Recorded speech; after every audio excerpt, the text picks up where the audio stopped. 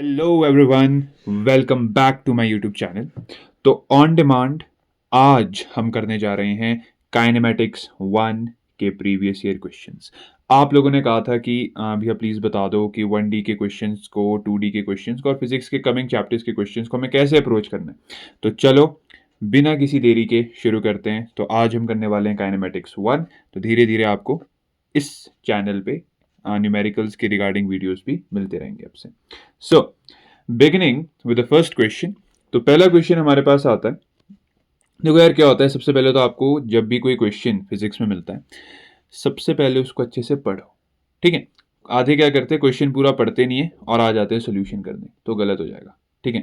हो सकता है, चांसेस है कि अगर आपकी प्रैक्टिस बहुत ज़्यादा हो सकता है आपका ठीक भी निकले, बट अगर आपकी प्रैक्टिस अच्छी भी है, प्लीज़ क्वेश्चन को पूरा पढ़ा करो, क्योंकि जिस दिन आपका नीट का एग्ज़ाम होगा, आप ये चीज़ बिल्कुल भी आप रिस्क नहीं ले सकते हो कि आप तुक्के में नहीं चल सकते हो। आपको क्वेश्चन पूरा का पूरा पढ़ना है। मैंने देखा है, मेरे बहुत से फ्रेंड्स हैं, उन्होंने पूरा क्वेश्चन नहीं पढ़ा, उनके क्वेश्चन जो आंसर्स है वो गलत हो जाते हैं, राइट। तो ये चीज़ हमें अवॉइड करनी है। ओके। तो पहला क्वेश्चन हमारे पास आता है, the speed of a swimmer in still water is 20 metres per second. The speed of the river is 10 meters per second and is flowing due east. If he is standing on the south bank and wishes to cross the river along the shortest path, the angle at which he should make his strokes with respect to the north direction is given by. देखो, बहुत ही simple सा question है। अगर हम देखें यहाँ पे जो कॉन्सेप्ट लगा है, that is actually of relative motion. ठीक है। ये जो आपके क्या कहते हैं, स्विमर वाले जो प्रॉब्लम्स हैं, ये हम रिलेटिव मोशन में पढ़ते हैं।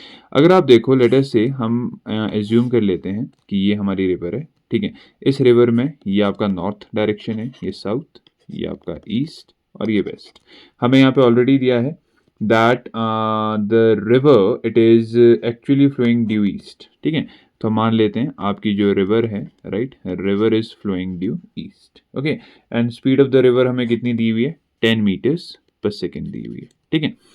उसके बाद हमें बोल रहे हैं कि उसको शॉर्टेस्ट पाथ पे जाना है। अब देखो क्या होता है, जब उसको शॉर्टेस्ट पाथ इस डी डिस्टेंस के लॉन्ग जाना है, तो आपको पता है कि जो आपका स्विमर होगा, स्विमर को अपनी जो वेलोसिटी है वो कहीं ना कहीं इस तरफ रखनी पड़ेगी। क्यों? क्योंकि आपकी जो रिवर है वो उसको इस डायरेक्शन में ले जाएगी, राइट। तो एज ए रिजल्ट तभी तो ये बिल्कुल सीधा जाएगा यहाँ से।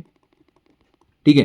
तो अगर हम चाहते हैं कि जो पर्सन है वो डायरेक्टली साउथ टू नॉर्थ जाए, ठीक है, अलोंग डी डिस्टेंस जाए, तो उसके लिए हमारे को क्या करना पड़ेगा, थोड़ा सा कुछ एंगल पे, ठीक है, टूवर्ड्स वेस्ट उसको अपनी स्विमिंग स्टार्ट करनी होगी, राइट।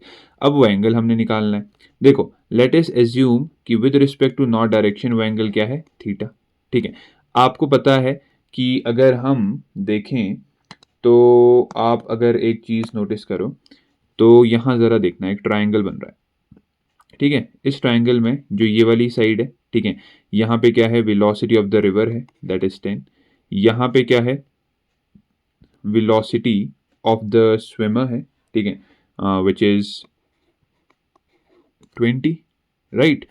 तो अब आपने क्लास 10th में क्या पढ़ रखा है, हमने क्लास 10th में हमने ट्रिग्नोमेट्री पढ़ रखी है। हमें ये एंगल निकालना है, तो मुझे यहाँ पे इसका परपेंडिकुलर दिख रहा है, मुझे हाइपोटेन्यूज भी दिख रहा है। तो मैं क्या करूँगा, मैं सिंपल सा लिख दूंगा कि आपका जो साइन थीटा है it is equal to perpendicular upon hypotenuse. ठीक है, दैट इज 1/2। ठीक है। अब 1/2 थीटा में किसकी वैल्यू होती है, 30 डिग्रीज की, 30 degrees.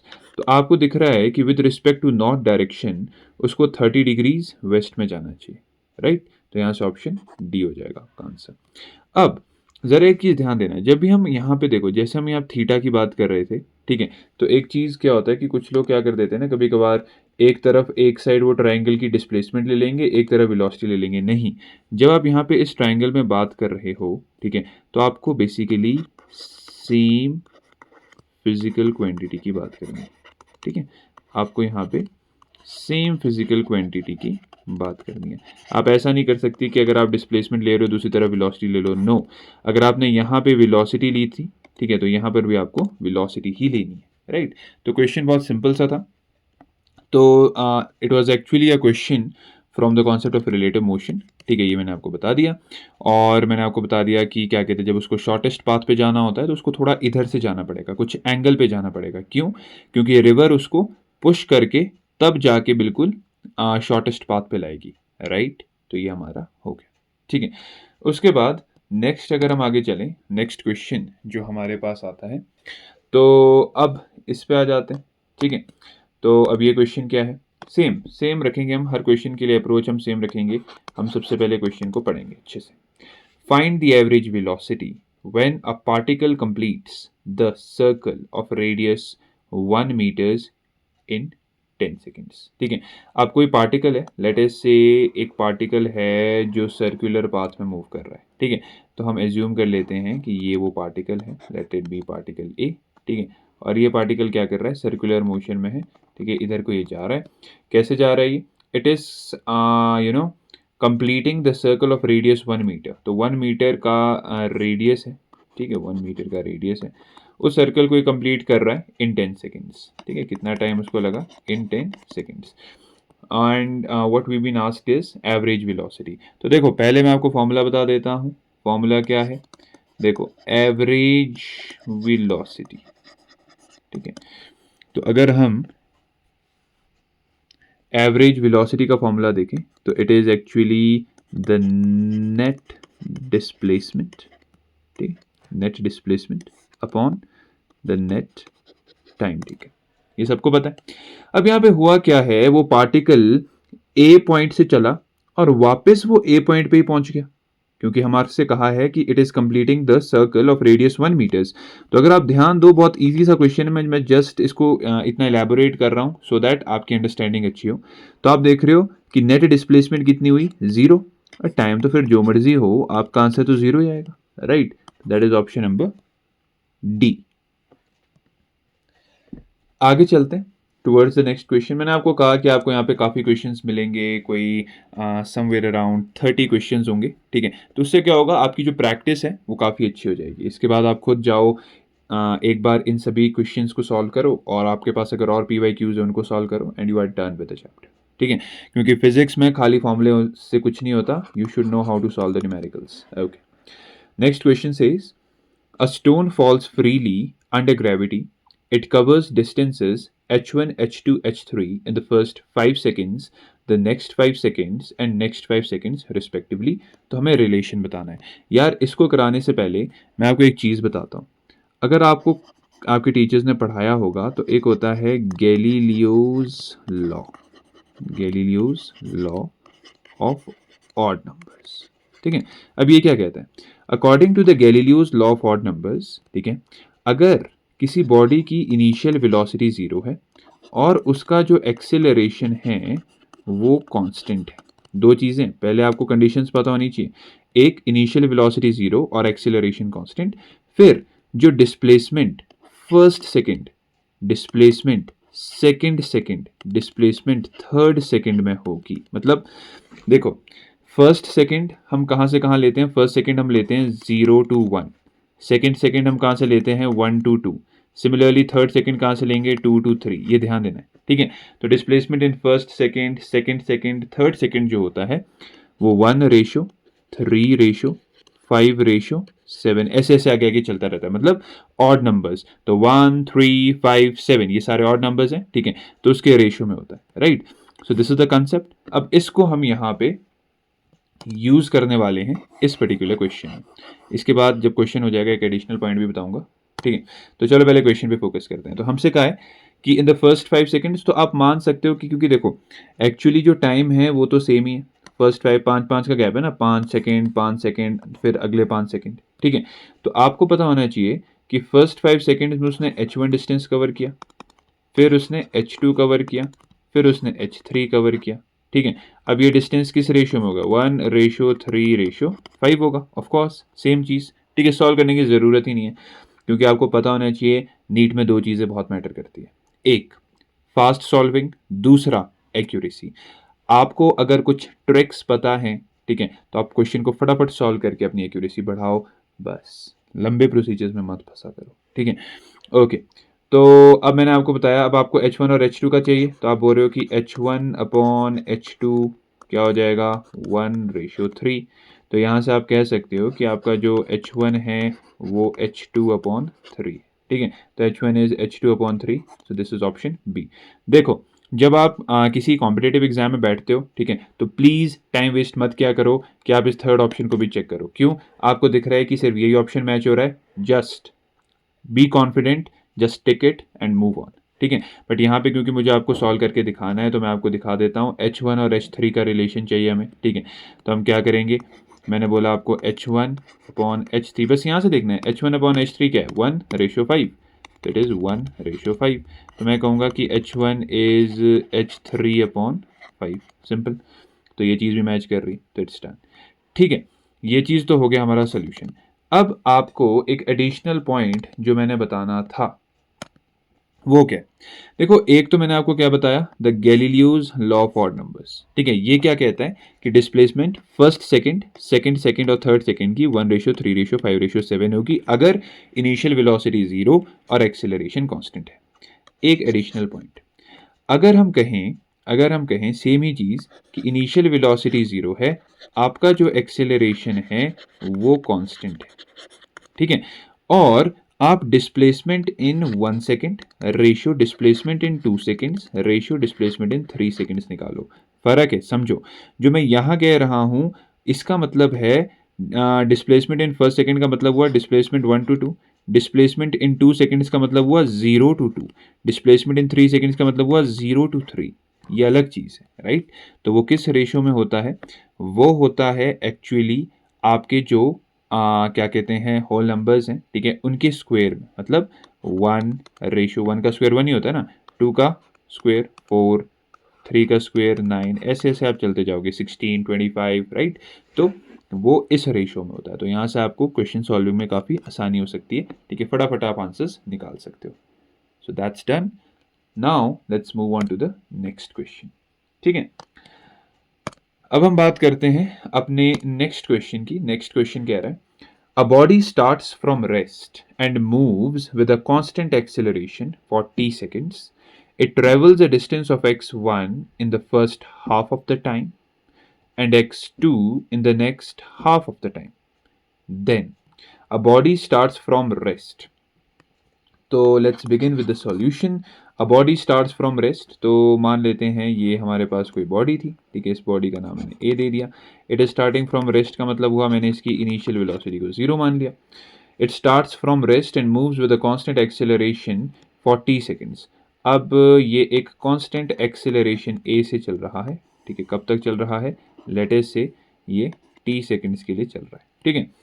It travels the distance of x1 in the first half of the time and x2 in the second half. तो let us say कि आपका जो t1 टाइम है वो अलग है, जो आपका t2 टाइम है वो अलग है। मतलब एक्चुअली t1 टाइम आधा हो गया ना, क्योंकि first half of the time and ये second half of the time, ठीक है।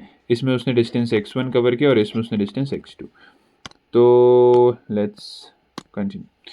तो हमारे को बोला है कि तो x1 और x2 का हमें रिलेशन बताना है, ठीक है। Okay, so what we gonna do is, ठीक है। देखो, आपको एक चीज़ तो पता होगी। हमें क्या चीज़ पता है? हमें x1 अगर निकालना है तो हम यहाँ पे उसको यूज़ करते हैं कि displacement is equal to initial velocity into time plus half of acceleration into time का स्क्वायर, ठीक है। ये तो न्यूटन का लॉ है, ठीक है, इसको यूज़ कर लिया। तो हमने कहा कि जो डिस्प्लेसमेंट x1 है उसको हम क्या लिख सकते हैं? इनिशियल वेलोसिटी 0, टाइम पता नहीं है, हाफ एक्सेलरेशन एंड t²/4 लिख सकते हैं। अब हमें क्या निकालना है? x2। अब देखो यार, एक्चुअली दो तरीके हैं। या तो मैं क्या करूं, अगर यही सेम लॉ मैं इस पर्टिकुलर सेगमेंट के लिए लगाऊं, इस पर्टिकुलर सेगमेंट के लिए, तो दिक्कत हो जाएगी। क्यों? क्योंकि यहाँ पे हम इनिशियल वेलोसिटी 0 नहीं क्लेम कर सकते, क्योंकि इसने ऑलरेडी कुछ वेलोसिटी एक्वायर कर दी है। बट हम एक चीज़ कर सकते हैं कि हम पूरे सेगमेंट के लिए लगा देते हैं। हम यहाँ से यहाँ तक लगा देते हैं, ठीक है। अब जब हम यहाँ से यहाँ तक लगाएंगे फिर क्या होगा? ओके, तो हम कह रहे हैं कि आपकी जो डिस्प्लेसमेंट है वो टोटल हो जाएगी, that is x1 plus x2, ठीक है। एंड इनिशियल वेलोसिटी 0 है तो directly half acceleration time square completely, ठीक है। तो यहाँ से अगर मैं निकालूँ तो मुझे पता है कि व्हाट इज़ माय x1, तो it is a t square by 8 plus x2 is a t square by 2। तो यहाँ से हम अगर x2 को निकालें तो ये हो जाएगा आपके पास a t square by 2 minus a t square by 8, ठीक है। 8 आपका एलसीएम आ गया, 2 4 ज़ा 4 माइनस 1 3 ए टी स्क्वेयर, ठीक है। तो अब हमारे को x1 और x2 का रिलेशन चाहिए था, तो वेरी सिंपल, जब भी कभी रिलेशन निकालना होता है हम दोनों को डिवाइड कर देते हैं, बेसिक मैथ्स, ठीक है। x1 कितना है हमारे पास, it is a t square by 8, right. और x2 कितना आ गया हमारे पास, 3 ए टी स्क्वेयर बाय 8, ठीक है। 8 cancels 8, 80 square cancels 80 square, so I would say that x1 upon x2 is equal to 1 upon 3, so 3 times of x1 is x2, so 3 times of x1 is x2, that is option number 3। Okay, so we are done with this question. तो आपने देखा कि सबसे पहले हमने क्या किया, देखो सबसे पहले हमारे को कहा था कि क्या कहते हैं, इनिशियल वेलोसिटी इसकी ज़ीरो है और वो एक कांस्टेंट एक्सेलरेशन से जा रहा है, तो आधे टाइम के लिए ऐसे जा रहा है, आधे टाइम के लिए ऐसे जा रहा है। तो हमने क्या किया, हमने बोला हम इस इक्वेशन को यहाँ पे यूज़ करेंगे, ठीक है। तो सबसे पहले मैंने आपको बताया कि x1 डिस्प्लेसमेंट तो हम बड़े आराम से निकाल सकते हैं, क्यों, वहाँ पे इनिशियल वेलोसिटी ज़ीरो थी। बट जब हम x2 निकालने जाएंगे तो दिक्कत हो जाएगी, क्योंकि उसके पास इनिशियल वेलोसिटी ज़ीरो नहीं है, उसने ऑलरेडी कुछ वेलोसिटी एक्वायर कर दी है। सो इट्स बेटर कि हम पूरे सेगमेंट के लिए लगाएं। हमने पूरे सेगमेंट के लिए लगाया और यहाँ से हमने x2 की वैल्यू निकाली। x2 की वैल्यू निकाल के we just got to find out the ratio, ठीक है, वो हमने आसानी से निकाल दिया। So that's done. आगे चलते हैं, moving on to the next question. तो अगला क्वेश्चन आया हमारे पास, अब हम यहाँ हैं, तो ये बहुत ही अच्छा क्वेश्चन है, मतलब अगर आप रिलेटिव मोशन की बात करो तो उसका बहुत ही अच्छा question. Okay, so the question says a police jeep is chasing with a velocity of 45 kilometres per hour. देखो पहले एक चीज़ मैं आपको बता देता हूँ यार, शॉर्टकट। देखो शॉर्टकट आपको इजी सॉल्विंग के लिए काफ़ी इंपॉर्टेंट रहता है। अगर आप कभी भी किलोमीटर्स पर आवर से मीटर्स पर सेकंड में कन्वर्ट करते हो, ठीक है, जो जनरली होता है, क्यों, क्योंकि हम जी यहाँ पे यूज़ कर रहे हैं ना, जी की हम वैल्यू 10 मीटर्स पर सेकंड स्क्वायर लेते हैं, तो सेम यूनिट के लिए हम इसको मीटर पर सेकंड में कन्वर्ट करते हैं। उसके लिए हम क्या करते हैं, 5/18 से उस टर्म को मल्टीप्लाई, ठीक है, जो भी टर्म, जो भी स्पीड हमारे को किलोमीटर्स पर आवर में दी है उसको हम 5/18 से मल्टीप्लाई करते हैं। और अगर हमें इधर को आना है, ठीक है, तो इधर को आने के लिए हमें क्या करना पड़ेगा, हम उसको 18/5 से मल्टीप्लाई कर देंगे। अगर हम मीटर्स पर सेकंड में है ना, तो हम उसको 18/5 से मल्टीप्लाई करेंगे तो वो किलोमीटर्स पर आवर में आ जाएगा, ठीक है। तो इस चीज़ को ध्यान रखना, ये बहुत ही इंपॉर्टेंट कॉन्सेप्ट है। मेनली तो ये यूज़ होता है कि किलोमीटर पर आवर से मीटर पर सेकेंड में कैसे कन्वर्ट करते हैं। तो पहले यहाँ देखो, आपको दिख रहा है पुलिस की जीप, तो लेट अस से वेलोसिटी ऑफ द पुलिस, ठीक है, तो वो कितनी है, 45 किलोमीटर एन आवर, मतलब 45 इंटू 5/18, ठीक है। तो आपको दिख रहा है कि 3 6 are 18 एंड 3 15 ज़ा, तो 15 5 ज़ा होता है 75, 75/6, ये थोड़ा सा और कैंसिल हो सकता है, 3 2 ज़ा एंड 3 2 ज़ा 6 7 7 25, so this is coming out to be 25/2 meters per second, ठीक है। So am I right, so let's check it, ठीक है। सो इट इज़ 25/2 या। और अगर हम देखें the velocity of the thief, so velocity of the thief हम निकाल देते हैं, it is the thief in energy moving with a velocity 153, so it is 153 into 5/18। थोड़ी सी मैथमेटिक्स यहाँ पे लग रही है, 3 6 are 18, 3 5 are 15 and 1, 3 2 are 6, 3 2 are 6, sorry 3 1 are 3, 4 5 17, 5 are 85, right. so 85/2, थोड़ा आपको मैथ्स आना चाहिए, ठीक है। अब आते हैं मेन जो कॉन्सेप्ट है, ठीक है। अब कॉन्सेप्ट क्या है, अगर आप देखो अ police jeep is chasing with a velocity of 45, right. तो लेट अस एज्यूम कि ये हमारे पास क्या है, this is a police jeep, ठीक है, ये हमारे पास पुलिस जीप है, right, with a siren on top and it is chasing a thief, right. तो लेट अस एज्यूम कि ये आपका थीफ है, ये काफ़ी अच्छा thief, okay. So we know this is the velocity of the thief, we know this is the velocity of the police, right? The police fires a bullet with a muzzle velocity of 180. Okay, so they are actually firing a bullet, ठीक है, और इसकी जो velocity है it is 180 meters per second. Okay, the velocity with which it strikes the car of the thief is, okay, the velocity with which it is going to strike the car of the thief. Okay, now the first thing we're gonna do is हम निकालेंगे कि जो bullet है ना, bullet की net speed क्या है, bullet की नेट स्पीड क्या है। आपको दिख रहा है जो आपकी बुलेट है, बुलेट वो खुद तो 180 मीटर्स पर सेकंड से चल रही है, ठीक है, और जो पुलिस की गाड़ी है वो खुद कितने से चल रही थी, इसको हम डेसिमल्स में ले आए अगर, तो it is 12.5 meters per second से। तो हम कहेंगे the net velocity of the bullet, net velocity of the bullet it is going to be 180 plus 12.5, वो कितना आ गया हमारे पास, दिस इज़ 192.5, तो it is 192.5 meters per second. ये एक्चुअली बुलेट की नेट वेलोसिटी है। क्यों? बुलेट को वो वेलोसिटी तो मिलेगी जो उसकी ओरिजिनली थी, प्लस जिस वेलोसिटी से पुलिस की कार चल रही है वो भी उसी को मिल गई। तो हमने निकाल दिया what is the net velocity of the bullet, ठीक है। अब हमें निकालना है what is the speed with respect to the thief. देखो, एक चीज है रिलेटिव वेलोसिटी में जो हम कहते हैं velocity of the bullet with respect to thief is velocity of the bullet, मतलब जो net velocity of the bullet minus velocity of the thief। देखो, जिसके भी रिस्पेक्ट में निकालना होता है, जिसके रिस्पेक्ट में निकालना होता है उसका मतलब होता है कि वो चीज़ खुद को रेस्ट में माने और फिर वो दूसरी चीज़ को देखे। मतलब फिर से सुनो, जिस चीज़ को देखो, जिस चीज़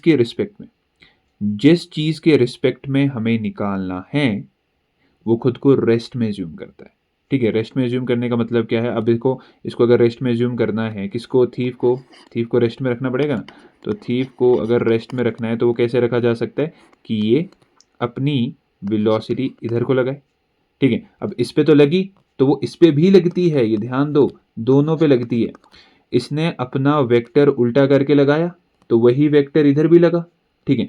आपको दिख रहा है कि एक्चुअली बुलेट कितने से आ रही थी, 192.5 से, और थीफ की वेलोसिटी डेसिमल्स में कितनी हो जाती, 42.5। इसको अगर आप सॉल्व कर लो कितना बनता है, 150 मीटर्स पर सेकेंड बनता है। तो ये आपका क्या हो गया, आंसर हो गया। आया समझ, ठीक है। देखो, काफ़ी अच्छा क्वेश्चन था। सबसे पहले तो आपने क्या कर दिया, कन्वर्जेंस कर दी, ठीक है, इजी। देखो क्या हुआ, आपके पास ये पुलिस की व्हीकल थी, ये इसको चेज कर रही है, राइट। पुलिस की व्हीकल की अपनी वेलोसिटी है, बुलेट की अपनी वेलोसिटी है, फिर हमने निकाला what is the net velocity of the bullet, that is 192.5 meters per second. अब हम निकालना चाहते हैं velocity of the bullet with respect to the thief. तो ध्यान देना, जब भी हम जिसके रिस्पेक्ट में निकालते हैं उसको रेस्ट में लेना पड़ता है। विद रिस्पेक्ट टू थीफ निकाला तो उसको रेस्ट में लेना है। रेस्ट में हम कैसे लेंगे, जब इसका वेक्टर हम ऑपोजिट डायरेक्शन में लगाएंगे। अब ये वेक्टर दोनों बॉडीज के लिए ऑपोजिट डायरेक्शन में लगा तो हमें क्या करना पड़ा, उसको माइनस, क्योंकि आगे को 192 से था और माइनस 42.5, तो that is 150 metres per second. So I hope ये क्वेश्चन आपको क्लियर हो गया होगा, काफ़ी अच्छा क्वेश्चन था। आगे चलते हैं। सो नेक्स्ट क्वेश्चन हमारे पास है, velocity is given by v is equal to 41 minus 2t, then find the value of time at which velocity is maximum।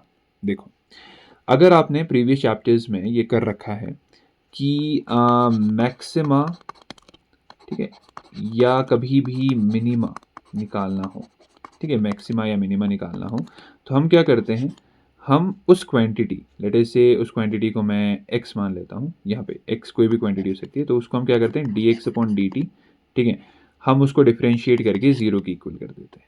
That's the concept. ठीक है, तो ये हो गया कंसेप्ट, इसको ज़रा रखना ध्यान, ये मैक्सिमा मिनिमा का कंसेप्ट। अब क्वेश्चन क्या कह रहे हैं, क्वेश्चन में हमसे कहा velocity is given by this, find the value of time eight which velocity is maximum. अब हमसे मैक्सिमम वेलोसिटी की बात हो रही है, तो उसके लिए हमें क्या करना पड़ेगा, उसको डिफरेंशिएट करना पड़ेगा और ज़ीरो की इक्वल करना पड़ेगा, राइट।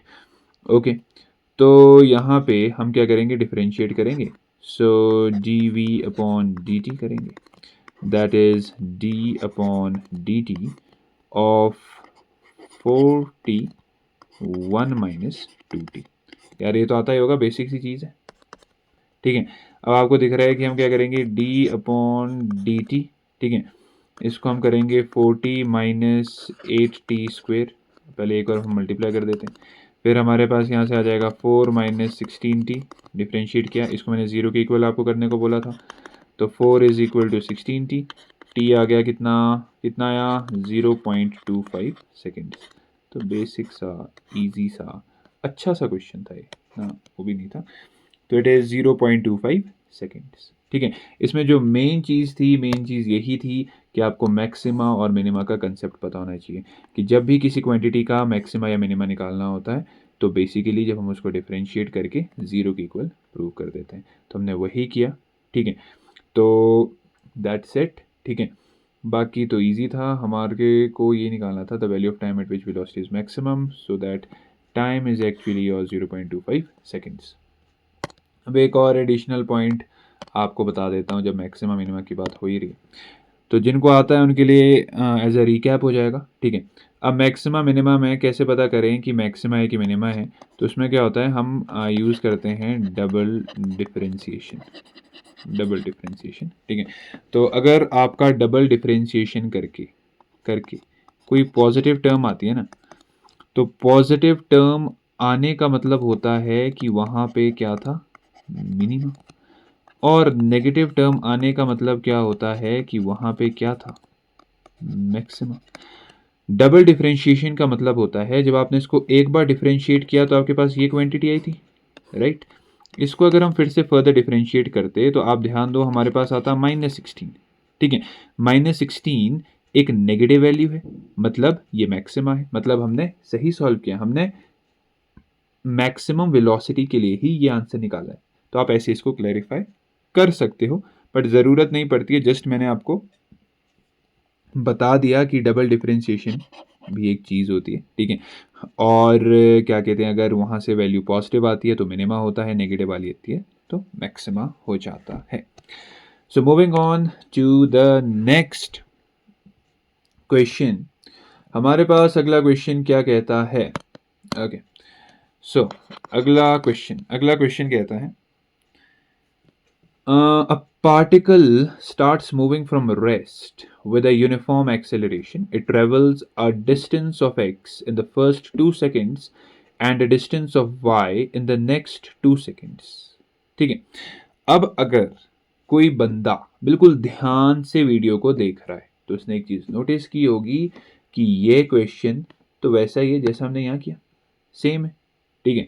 नहीं तो बता देता हूँ कैसे, कैसे सेम है भाई। A particle starts moving from rest, और मान लिया ये पार्टिकल है और ये यहाँ से यहाँ तक जा रहा है, ठीक है। अब हमारे को बोला it travels the distance of x in the first 2 seconds, तो वो एक्स डिस्टेंस कवर करता है पहले 2 सेकेंड में, ठीक है, और अगले 2 सेकेंड में वो कितना डिस्टेंस कवर करता है, वाई, ठीक है। आ जाओ करते हैं। तो आपको पता है एक्स आप कैसे निकालोगे, वही displacement is equal to initial velocity, displacement is equal to initial velocity into time plus half of acceleration into time square, ठीक है।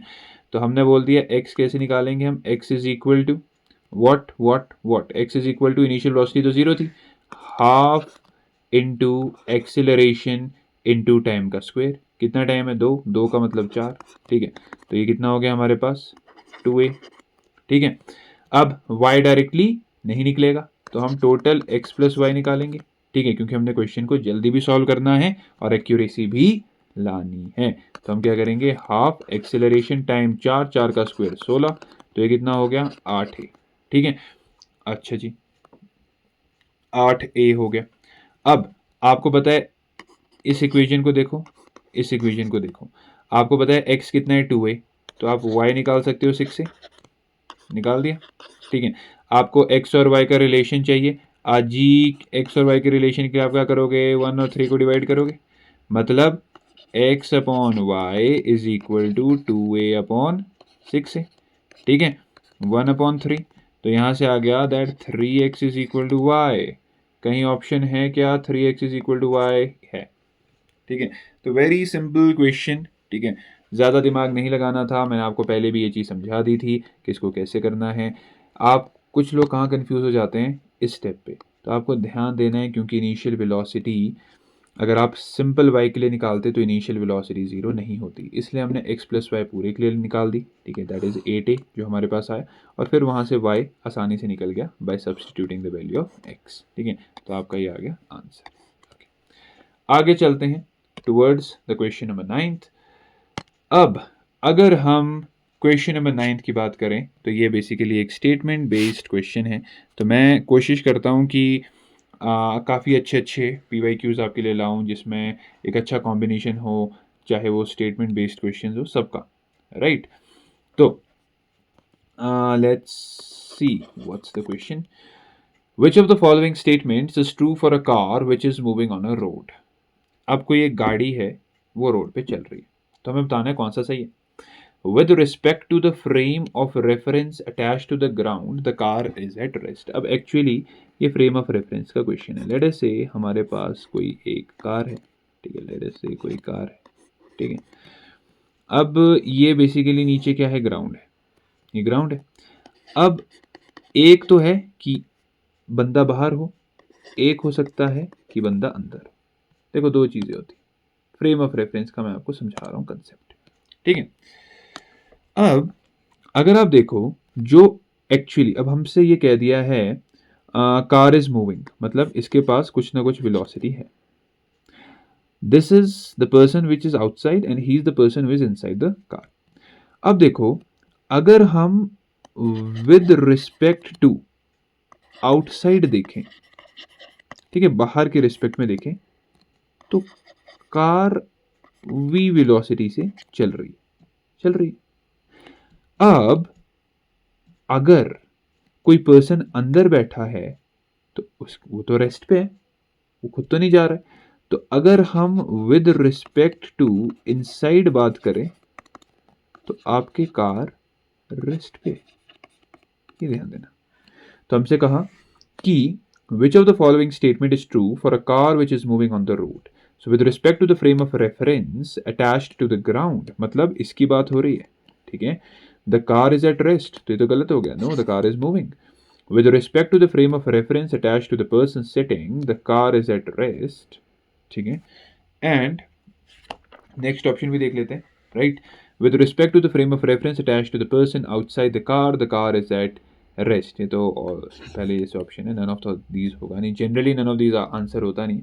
तो अगर आप देखो सेकेंड ऑप्शन बिल्कुल सही है, मैंने यही तो आपको समझाया ये पॉइंट कि with respect to the frame of reference attached to the person sitting in the car is at rest। अरे आप गाड़ी के अंदर बैठे हो, कोई बाहर से देख रहा है तो गाड़ी चल रही है, बट आप अंदर बैठे हो, आपको तो नहीं लग रहा ना कि गाड़ी चल रही है, आप तो वहीं के वहीं हो, आप तो नहीं भाग रहे कहीं पे, राइट। तो दैट इज वाई वी से कि basically with respect to the person sitting inside the car is actually at rest, that is option number B. So let's move on, ठीक है। अब हम चलते हैं अपने अगले क्वेश्चन की तरफ, ठीक है। तो अगला क्वेश्चन है हमारे पास ये। So what the question says, it is like a car covers the first half of the distance between two places with 40, another half with 60 the average speed। देखो इसको करने के ना दो तरीके होते हैं, ठीक है, दो तरीके। एक होता है किसके लिए, जनरल लोगों के लिए, मतलब अरे मैं कैटेगरी की बात नहीं कर रहा हूँ, जनरल पब्लिक की बात कर रहा हूँ। और एक होते हैं हमारी तरह स्मार्ट लोग, वो कैसे करते हैं वो भी बताता हूँ।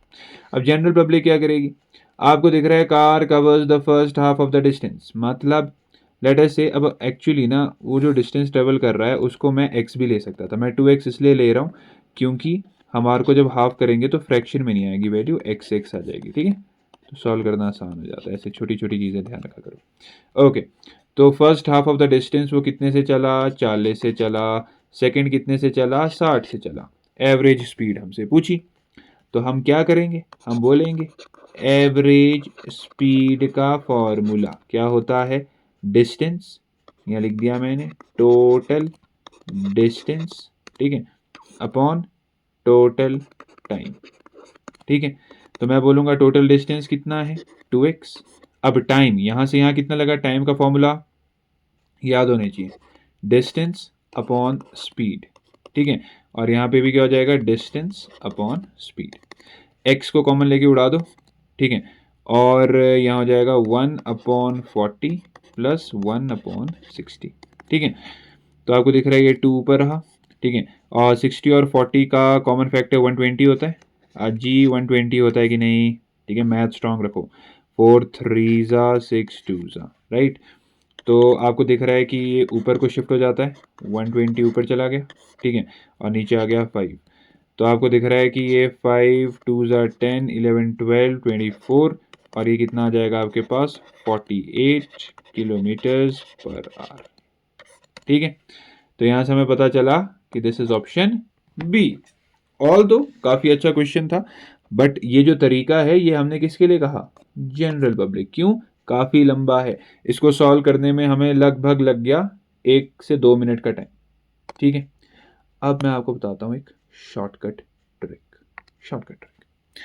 आपको बस एक फॉर्मूला ध्यान रखना है, ये किसके लिए है, फॉर स्मार्ट पीपल, ठीक है, स्मार्ट पब्लिक लाइक मी, ठीक है।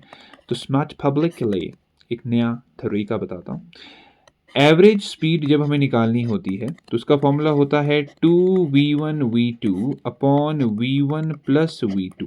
बट ये कब कब कब कब, जब जब कंडीशंस अप्लाई, जब इक्वल डिस्टेंस की बात हो रही हो। क्या मतलब, आज ही इक्वल डिस्टेंस था ना, पहला आधा डिस्टेंस x था, दूसरा आधा डिस्टेंस x था, ठीक है। तो जब इक्वल डिस्टेंस की बात हो तो वहां पर हम ये फॉर्मूला यूज कर सकते हैं। अब आप ये पूछ सकते हो मुझसे कि अगर भैया इक्वल टाइम होता फिर क्या करेंगे, तो फिर तो बहुत आसान हो जाता है। उस केस में एवरेज स्पीड अगर निकालनी हो, it is v1 plus v2 divided by 2। But कब होगा, अगेन ध्यान रखा करो, अगर इक्वल टाइम हो, ठीक है। तो आ जाओ इसको इसी बेसिस पे ज़रा हम सॉल्व कर देते हैं, अपने शॉर्टकट फॉर्मूले को चेक कर लेते हैं कि अगर हमारा फॉर्मूला सही है तो आंसर सेम आना चाहिए, राइट। तो हमने बोल लिखा यहाँ पे कर देते हैं, we average is 2, v1 40, v2 60, ठीक है। v1 प्लस v2 कितना हो जाएगा, 60 40 100, राइट। तो ये कैंसिल, ये भी कैंसिल, 6 4 ज़ा कितना होता है 24, 24 2 ज़ा कितना होता है 48, वही आ गया किलोमीटर एन आवर, राइट। तो ये हमने कितने में कर दिया, समवेयर अराउंड 15 सेकेंड्स, ठीक है। तो हो गया। देखो नीट में टाइम काफ़ी मैटर करता है, तो इसलिए आपको कुछ शॉर्टकट फॉर्मूलाज लर्न होने चाहिए, धीरे धीरे उनको अप्लाई करो, आपको खुद लर्न हो जाएंगे वो, राइट। तो ये मैंने आपको शॉर्टकट बता दिया और लॉन्ग तरीका भी बता दिया। Moving on to the next question. अगला क्वेश्चन है, a car moves from A to B with the speed of 30, from B to A with the speed of 20, what's the average speed. अब जो आपको shortcut सिखाया अभी पीछे, same ही question है, उसको हम यहाँ अप्लाई करेंगे तो आपकी प्रैक्टिस भी हो जाएगी। आपको दिख रहा है कोई पार्टिकल है ए और बी के बीच जा रहा है, तो पहले वो ए से बी गया, ठीक है, और फिर वो बी से वापस ए पे आ गया, पहले इधर गया साला फिर इधर गया। तो आपको दिख रहा है दोनों ही केसेस में जो डिस्टेंस ट्रेवल हुआ वो तो सेम है। तो आप बताओ शॉर्टकट फॉर्मूले में कौन सा वाला लगाओगे, फर्स्ट वाला लगा सकते हो, क्यों, क्योंकि मैंने कहा था इक्वल डिस्टेंस होना चाहिए। तो बस हम क्या कहेंगे, हम बोल देंगे कि v average is equal to v1 v2 upon v1 plus v2। तो मैंने कहा 2, v1 कितना है 30, v2 कितना है 20, v1 प्लस v2 कितना हो जाएगा 50, दिस कैंसल्स दिस, ठीक है। सो 2 2 4 3 120 डिवाइडेड बाय 5, तो 5 2 10 24 समवेयर, दैट इज 24 यूनिट्स लिख देते हैं kilometres per hour, that's it. ठीक है, तो ये हमारे पास क्या आ गया 24 किलोमीटर्स पर आवर। समझ आया? जो मैंने आपको एक्चुअली शॉर्टकट बताया था, ये वाला शॉर्टकट, तो आप देखोगे काफ़ी से क्वेश्चंस में डायरेक्टली आपको आंसर दे रहा है। ठीक है, तो आगे चलते हैं, moving on to the next question. अब देखो मैंने इसमें एजर्शन रीजंस भी इंक्लूड किए हैं आपके लिए खास, और वो भी देखो कहाँ का इंक्लूड किया भाई, एम्स। क्या क्वेश्चन है? A body is momentarily at rest at the instant if we reverse the direction. Let us say, पहले समझना इस चीज को। देखो जब भी एजर्शन रीजन होता है पहले समझा करो उसको, ऐसे डायरेक्ट तुक्का नहीं मार सकते आप, उसमें गलत हो जाता है। लेट अस से ये कोई पर्सन है या कोई बॉडी है, ह्यूमन बॉडी, ठीक है। तो अब क्या कहते हैं, मान लो कोई रोबोट है, ठीक है, या कोई कुछ भी है, तो ये इधर को जा रहा है, लेट अस से कुछ वेलोसिटी से। अब आप इस पे इधर को एक्सेलरेशन, मतलब इसके लिए तो रिटार्डेशन लगा दोगे, तो क्या होता है, अभी इसकी वेलोसिटी की कुछ वैल्यू है, एक पॉइंट पे, लेट अस से इस पॉइंट पे इसकी जो वेलोसिटी है वो जीरो हो जाएगी। ठीक है, फिर बट एक्सेलरेशन तो अभी भी लगा है, फिर ये इधर को वेलोसिटी एक्वायर करेगा, राइट, फिर वो लेफ्ट डायरेक्शन में वेलोसिटी एक्वायर करेगा। मतलब ये तो बिल्कुल सही हो गया कि a body is momentarily at rest, कि एक टाइम ऐसा जरूर आता है, समझो, एक टाइम ऐसा जरूर आता है कि जो बॉडी है वो मोमेंटेरिली रेस्ट पे आएगी। देखो ये जो बॉडी है ये मोमेंटेरिली रेस्ट पे आ चुकी है, राइट। तो एक टाइम ऐसा जरूर आएगा when the body will be momentarily at rest, ठीक है। और क्योंकि जब एक्सेलरेशन इधर को है, फिर वो दूसरी तरफ को एक्सेलरेशन की वजह से एक नई वेलोसिटी एक्वायर करेगा। तो पहला तो सही है। दूसरा रीजन क्या दे रहा है इसका, a body can not have acceleration if its velocity is zero at a given instant of time. इसने कहा कि body is momentarily at rest at the instant if it reverses the direction. तो body rest पे क्यों आई? अगर हम acceleration का formula देखें तो एक्सेलरेशन होता है change in velocity upon change in time. आप देख रहे हो यहाँ पे जो वेलोसिटी है वो जीरो है, टाइम जो मर्जी हो, एक्सेलरेशन तो जीरो होगा। तो देखो, अ body can not have acceleration if its velocity zero at a given instant of time, ये भी बिल्कुल सही है। बट अगर हम देखें कि whether it is the suitable reason for this assertion और नॉट, तो हम देखते ये है। क्यों है? इसने हमसे कहा कि जो बॉडी है वो मोमेंटेरिली रेस्ट पर होगी अगर एक्सेलरेशन दूसरी डायरेक्शन में, हाँ जी होगी। क्यों वो रेस्ट पे है? क्योंकि भाई जब उसकी वेलोसिटी जीरो है, ठीक है, तो एक्चुअली रेस्ट पे ही रहेगी ना, एक्सेलरेशन उसका होएगा ही नहीं। समझ रहे हो? पहले वाले ने कहा कि बॉडी आपकी रेस्ट पर होगी अगर आप उसकी डायरेक्शन को रिवर्स करते हो, ठीक है। तो हमने कहा ऐसा क्यों होगा, रीजन ये है कि जब उसकी वेलोसिटी एकदम जीरो हो जाएगी तो एक्सेलरेशन तो कुछ हो ही नहीं सकता, तो एज अ रिजल्ट वो रेस्ट पे ही रहेगा। तो इसका ऑप्शन ए होगा, assertion reason both correct, reason is the correct explanation for this assertion. ठीक है, आगे चलते हैं। तो नेक्स्ट क्वेश्चन हमारे पास आता है, ओके। तो ये क्वेश्चन है, a ball is thrown upwards with a velocity of u from a height h above the ground, the time taken by the ball to hit the ground. Let us say ये हम मान लेते हैं कि this is the ground, और कुछ इतनी height पे, लेट अस से कुछ ये h हाइट हमें दी है, ये जो बॉल है इट इज थ्रोन अपवर्ड्स। तो हमने पहले क्या किया, इस बॉल को u वेलोसिटी से ऊपर फेंका, तो क्या होगा, ये ऊपर जाएगा, ठीक है, और ये नीचे आ जाएगा, बस, ठीक है। हमें बोला a ball is thrown upwards with the velocity of u from a height h above the ground, the time taken by the ball to hit the ground again. तो कितने टाइम में ये ग्राउंड को वापस हिट करेगा, ठीक है।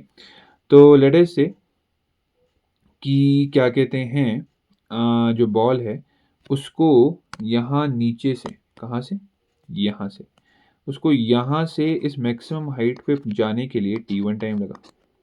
ठीक है, तो अगर हम देखें, अगर हम वो निकालना चाहें, आपको पता है final velocity minus initial velocity is acceleration into time, जानते हैं हम ये चीज़।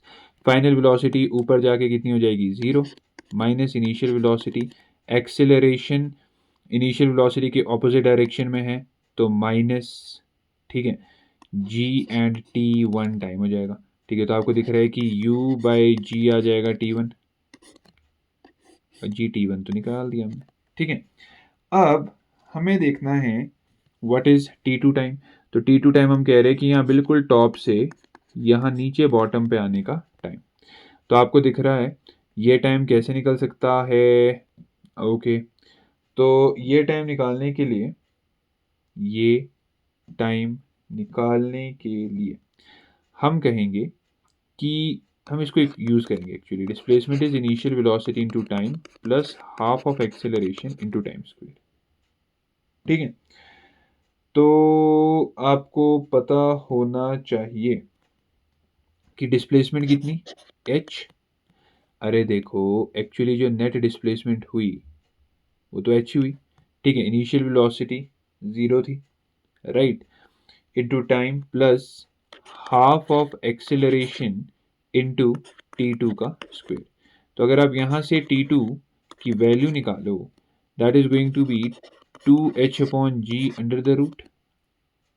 ठीक है, so 2h upon g under the root. तो आपको निकालना है एक्चुअली टोटल टाइम। ठीक है, सो टोटल टाइम t कितना हो जाएगा t1 प्लस t2।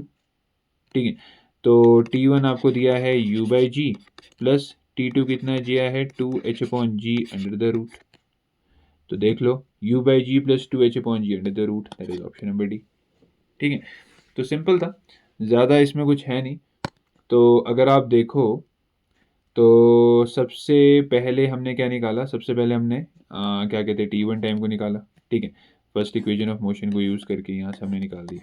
ठीक है, फिर t2 के लिए आपने देखा नेट डिस्प्लेसमेंट तो अच्छी हो रही है। ठीक है, यहाँ से यहीं आया ना नेट। ठीक है, और यहाँ से हमने t2 निकाल दिया, तो नेट जो हमारे को टाइम निकालना था दोनों को ऐड कर दिया, right. So that is your option number D. आगे चलते हैं, moving on to the next question. The speed of a particle at the third and eighth second is 20 and 0 respectively.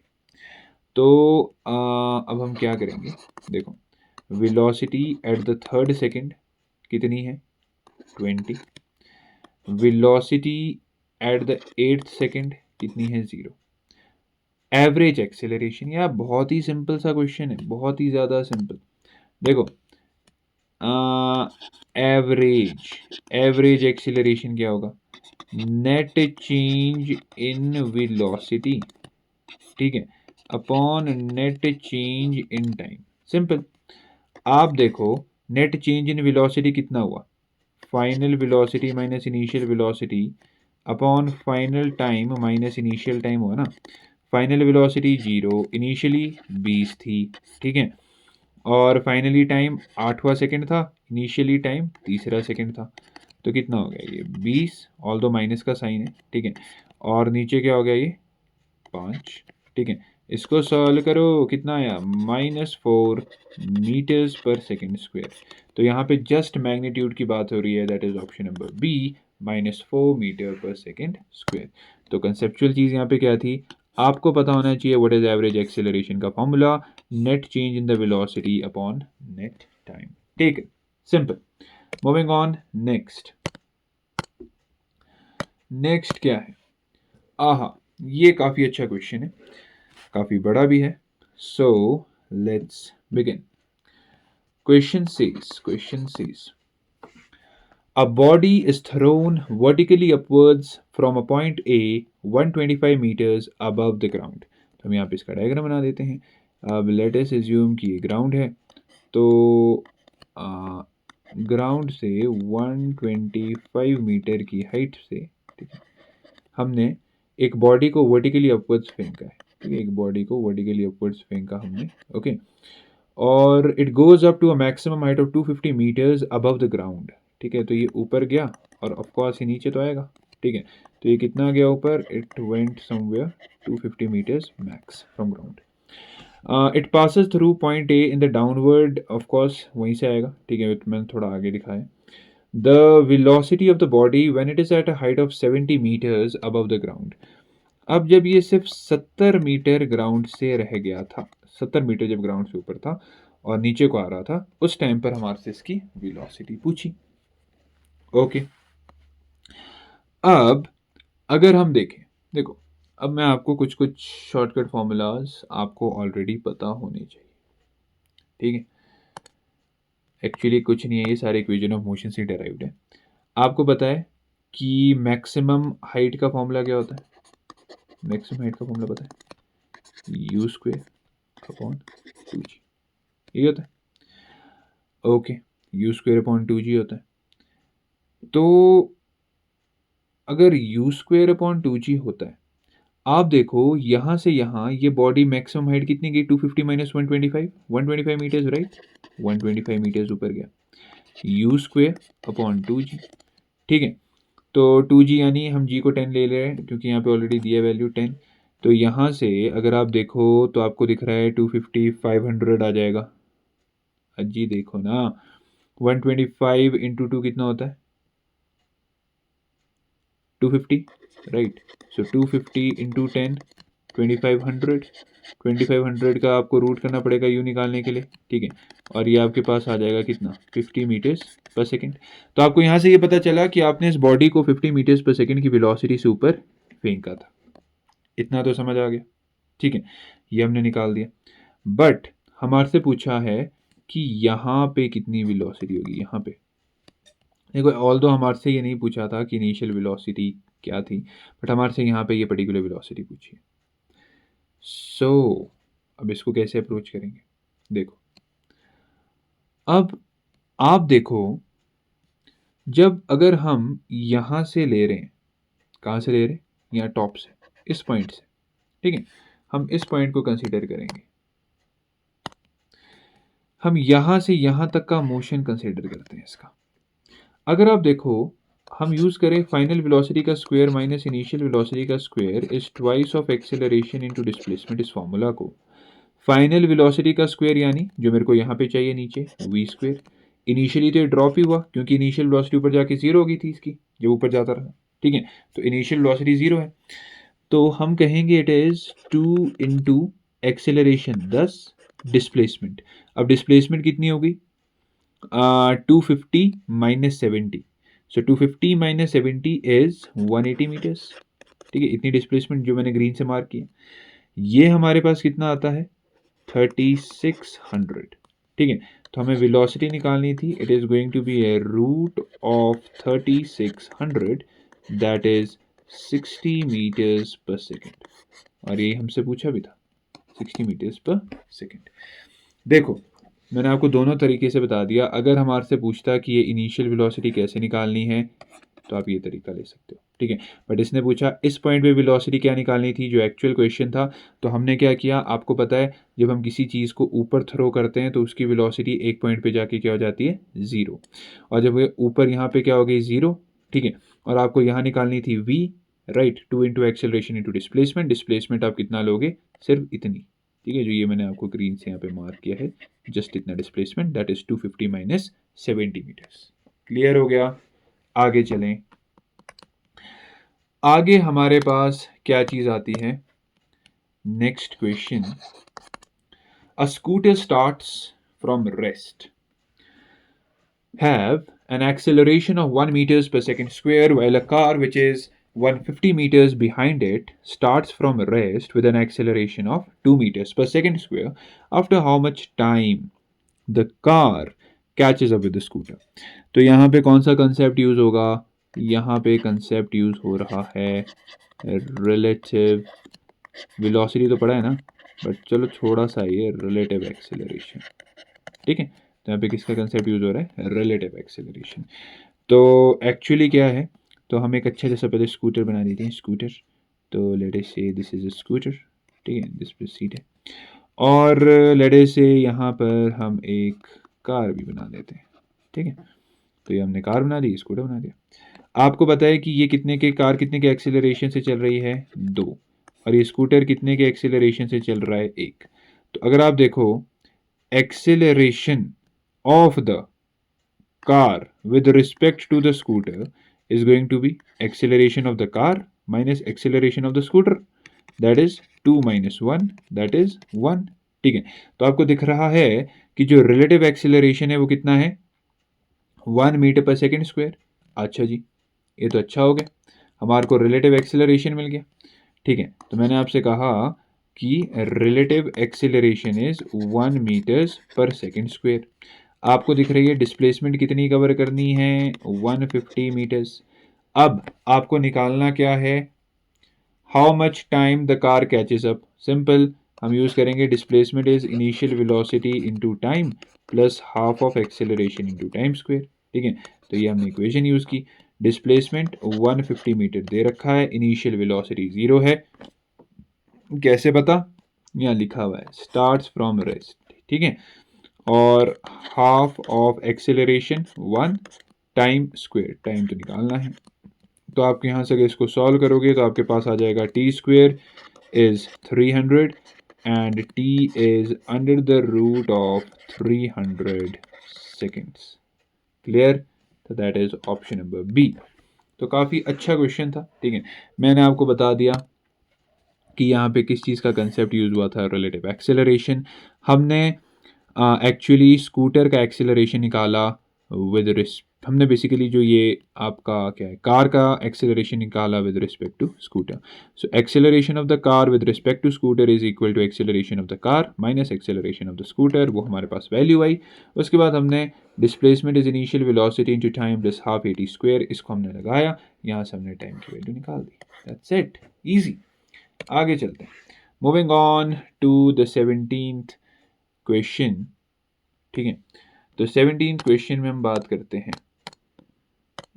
Okay, 17th question, a particle moves along the x-axis, the position x of the particle with respect to time is given here, acceleration। यार simple सी बात है, आपको already पता है कि अगर हमें displacement, क्योंकि हमने पहले ही पढ़ रखा है, कहाँ पढ़ रखा है हमने, जब हम मैथमेटिकल टूल्स करते हैं वहाँ, तो अगर डिस्प्लेसमेंट से वेलोसिटी पे जाना हो, वेलोसिटी से एक्सेलरेशन पे जाना हो, तो एक ही मैथमेटिकल टूल यूज़ होता है, क्या नाम है उसका, डिफरेंशिएशन, सबको पता है।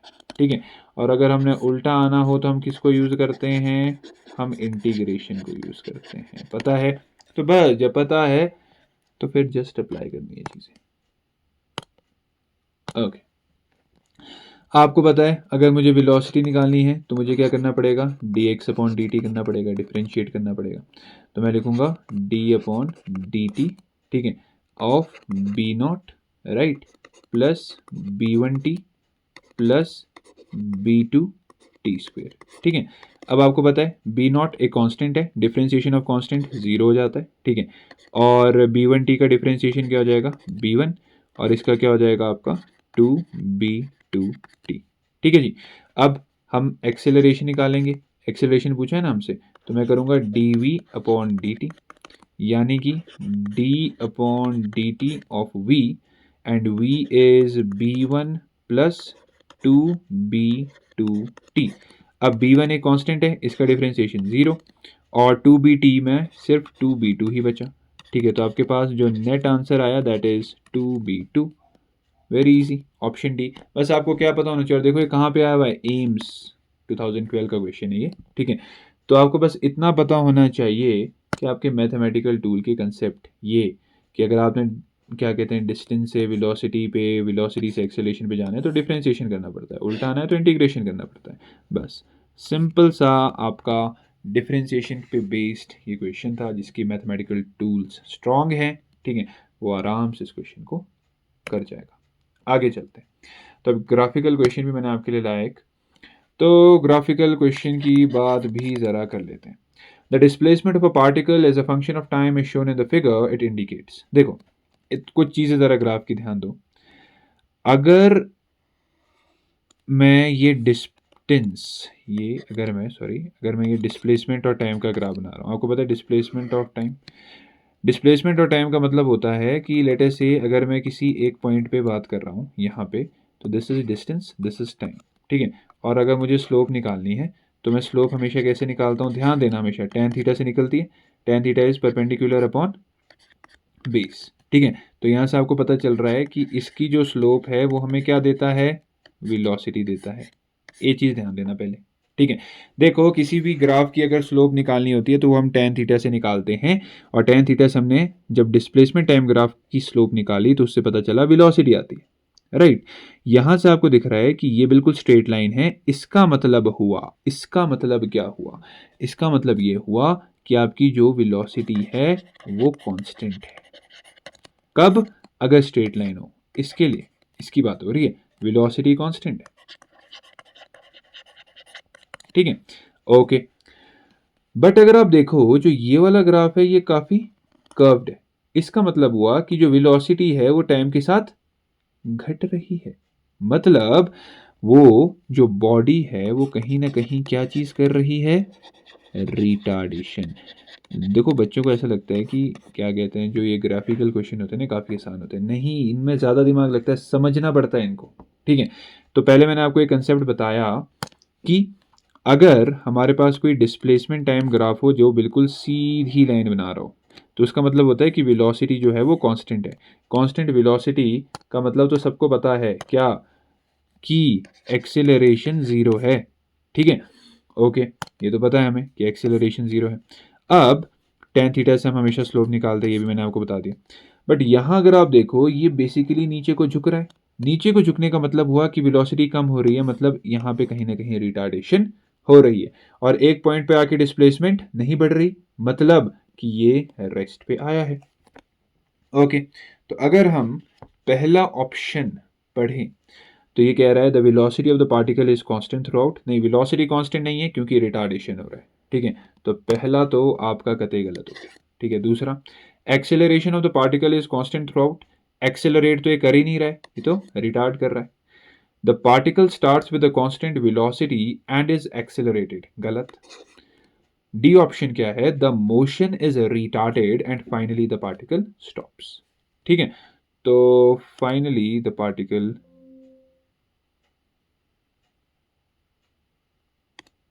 स्टॉप्स, ठीक है। तो फाइनली द पार्टिकल स्टॉप्स, तो थोड़ा सा एरर आ गया था बीच में, ओके। तो इसका डी ऑप्शन हो गया, simple. The motion is retarded and finally the particle stops. क्यों, क्योंकि यहाँ पे डिस्प्लेसमेंट बिल्कुल सीधी हो गई है, ठीक है। तो आपकी स्लोप जीरो हो जाएगी। अरे जब पार्टिकल की वेलोसिटी ही नहीं होगी, इसका मतलब है वो रेस्ट पे आ गया है, वो जीरो हो गया, ठीक है। किसी पार्टिकल की अगर वेलोसिटी ज़ीरो हो, इसका मतलब होता है कि वो पार्टिकल रेस्ट पे है, राइट। तो ये हो गया। आगे चलते हैं, आगे चलते हैं guys, moving on to the next question. Question कह रहा है a person reaches a point directly opposite on the other bank of a river.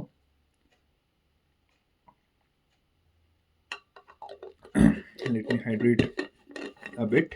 Okay, so a person reaches a point directly opposite on the other bank of a river.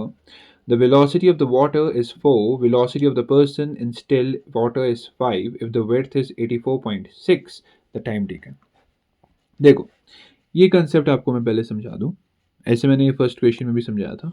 Let us से अगर हमारे पास कोई river है, अब यहाँ पे तो उसकी विड्थ ऑलरेडी दी है, कितनी दी है हमें, 84.6, ठीक है। अब अगर उसको कैसे निकालना है, time taken to cross the river, reaches a person has to reach directly opposite point. तो अगर वो यहाँ है, यहाँ लेट अस से ए, उसको ए से बी जाना है, राइट, बिल्कुल ऑपोजिट पॉइंट पे, तो उसको ये शॉर्टेस्ट रास्ता लेना पड़ेगा। तो मैंने आपको पहले भी बताया था वो कुछ एंगल पे मूव करेगा, वेलोसिटी ऑफ द स्विमर, ठीक है। और क्या कहता है, आपको दिख रहा है कि वेलोसिटी ऑफ द रिवर इधर को है, कितनी है, 5। और क्या कहते हैं, नहीं, velocity of the water is 4, I am really sorry, ये 4 है, ठीक है। And velocity of the swimmer, still water का मतलब होता है सिंपल सा कि स्विमर की वेलोसिटी कितनी है, दैट इज 5, ठीक है। तो एक्चुअली अब ये ऐसे को है और हमें बताना है if the width is this the time taken. देखो, जब कभी भी आपसे टाइम टेकन पूछे ना, तो एक चीज़ ध्यान देना, टाइम टेकन के लिए हमें ना जो टाइम का सिंपल सा फॉर्मूला क्या होता है? टाइम का सिंपल सा फॉर्मूला तो ये हो गया ना, डिस्टेंस अपॉन वेलोसिटी। बट एक चीज़ क्या ध्यान रखना, जिस डायरेक्शन में, दोनों की डायरेक्शन सेम होनी चाहिए, डायरेक्शन सेम होनी चाहिए। मतलब आप जिस डायरेक्शन में डिस्टेंस ले रहे हो उसी डायरेक्शन में आपको वेलोसिटी को भी लेना है। अगर आप ऊपर वाली डायरेक्शन में डिस्टेंस ले रहे हो, जो आपको लेना पड़ेगा 84.6 मीटर, ठीक है, उसी डायरेक्शन में वेलोसिटी देखनी है। उसी डायरेक्शन में क्या देखनी है? वेलोसिटी देखनी है, ठीक है। अब उसी डायरेक्शन में वेलोसिटी आप कैसे देखोगे? देखो, आपको दिख रहा है कि ये एक अच्छा सा सुंदर सा ट्राइंगल है, ठीक है, जिसमें ये साइड 5 है, ये साइड 4 है। आपको ये वाली साइड चाहिए कि यहाँ पे क्या होगा? Velocity of the swimmer with respect to the river, ठीक है। Actually this is the velocity of the swimmer with respect to the river, ठीक है। तो अब ये कैसे निकालोगे? हाँ जी, ये कैसे निकलेगा? हमने तो पढ़ रखा है, क्या पढ़ रखा है छोटी क्लासेस में? हमने पढ़ रखा है पाइथागोरस थ्योरम। पाइथागोरस पढ़ा, ठीक है। पाइथागोरस थ्योरम के अकॉर्डिंग हाइपोटेन्यूज का square that is 25, it is 16 plus v जो हमें चाहिए उसका स्क्वायर, राइट। तो यहां से निकालोगे, it is going to come as 3 meters per second. आज ही आएगा कि नहीं? अब देखो, टाइम निकल जाएगा इजी।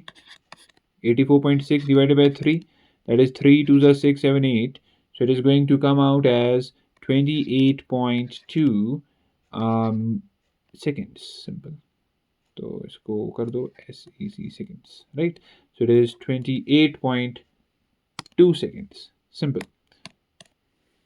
okay, 28.2 seconds। तो मैंने आपको ये बता दिया कि बेसिकली ये इंपॉर्टेंट है, एक कि जिस तरफ की आप, मतलब आपको डायरेक्शन सेम रखनी है, जिस तरफ का आप डिस्टेंस ले रहे हो उसी तरफ की वेलोसिटी, ठीक है। जैसे मैंने इस तरफ का डिस्टेंस लिया था, ठीक है, तो मेरे को वेलोसिटी भी इसी तरफ की लेनी है।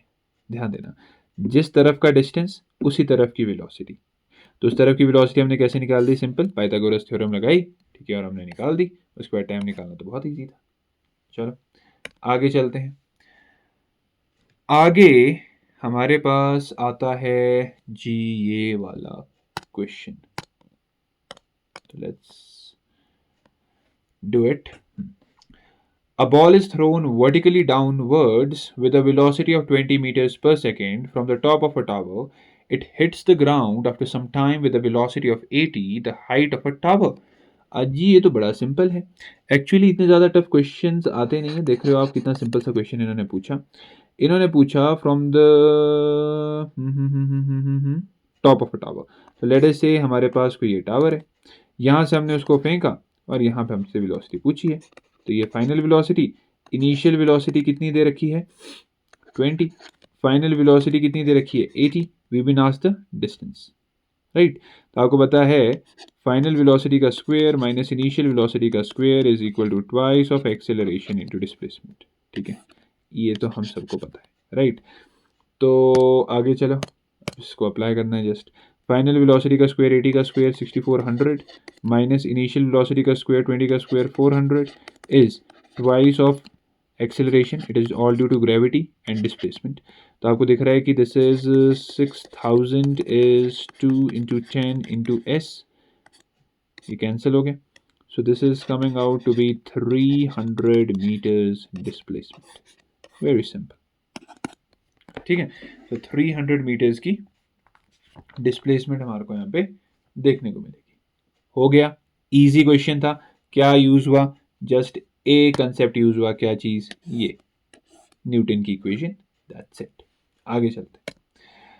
अगला क्वेश्चन काफी अच्छा क्वेश्चन है, काफी ज्यादा अच्छा क्वेश्चन है। यहां है, प्रीति reached the metro station and found the escalator was not working. She walked up the stationary escalator in t1 time. On other days, if she remains stationary on the moving escalator, then the escalator takes her up in t2. The time taken her by her to walk up on the moving escalator will be. अच्छा जी, let us say ये वो actually escalator है, ठीक है, let us okay, और ये है आपकी प्रीति, ठीक है। अब एक मैं कह दूंगा VP it is velocity of Preeti, right, and एक टर्म मैं और डिफाइन कर देता हूँ यहाँ पे, VE it is velocity of the escalator, ठीक है। अब देखो, एक चीज जो कांस्टेंट रह रही है that is actually the D distance जो ऊपर को ट्रेवल करना है। इतना समझ आ गया? ओके, डायग्राम हो गया आपको कते क्लियर? ओके, अब हम कह रहे हैं कि डिस्टेंस तो सेम रहेगा, तो अगर मैं t1 टाइम निकालूं, they are saying she walked up the stationary escalator in time t1।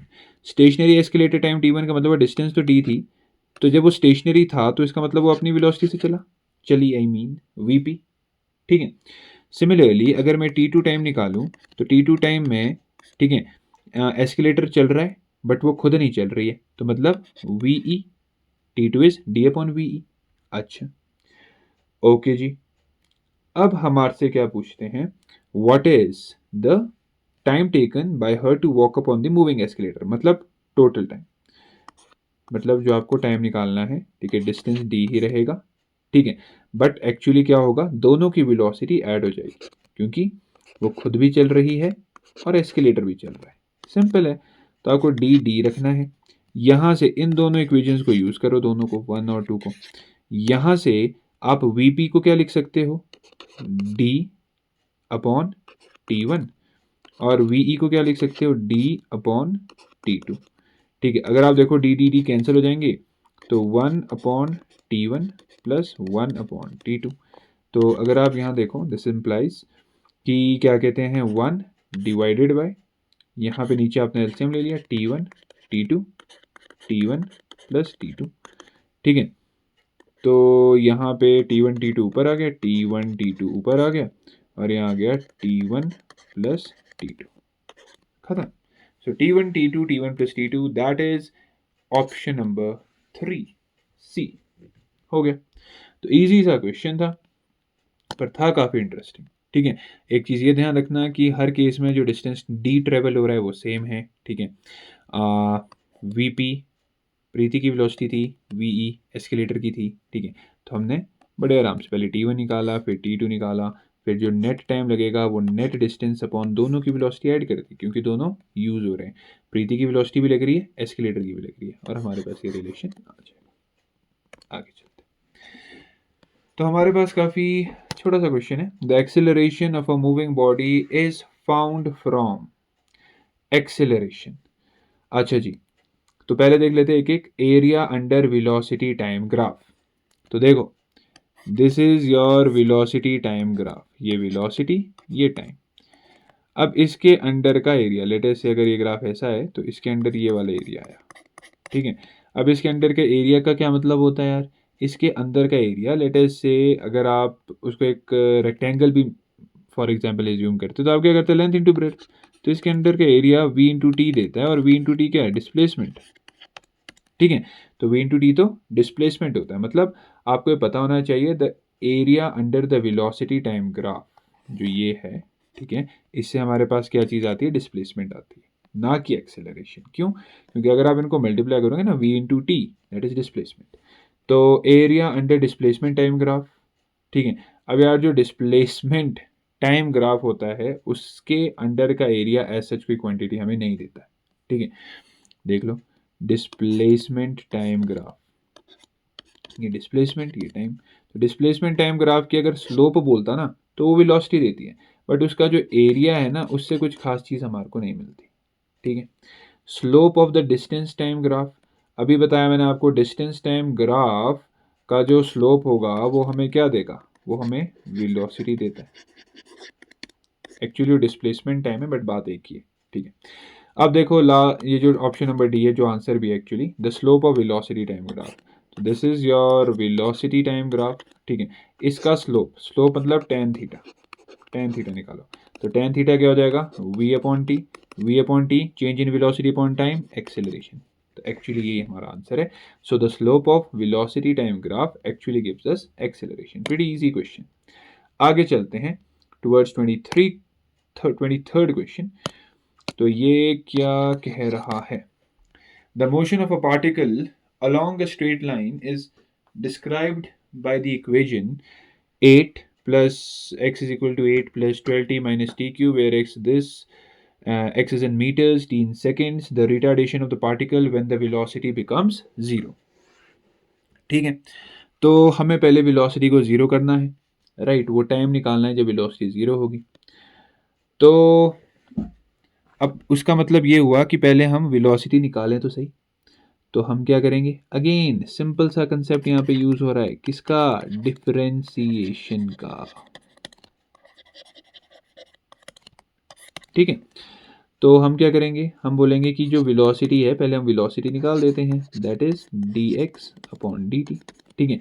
तो आपको दिख रहा है it is going to be D upon D T of 8 plus 12t minus T का क्यूब, राइट।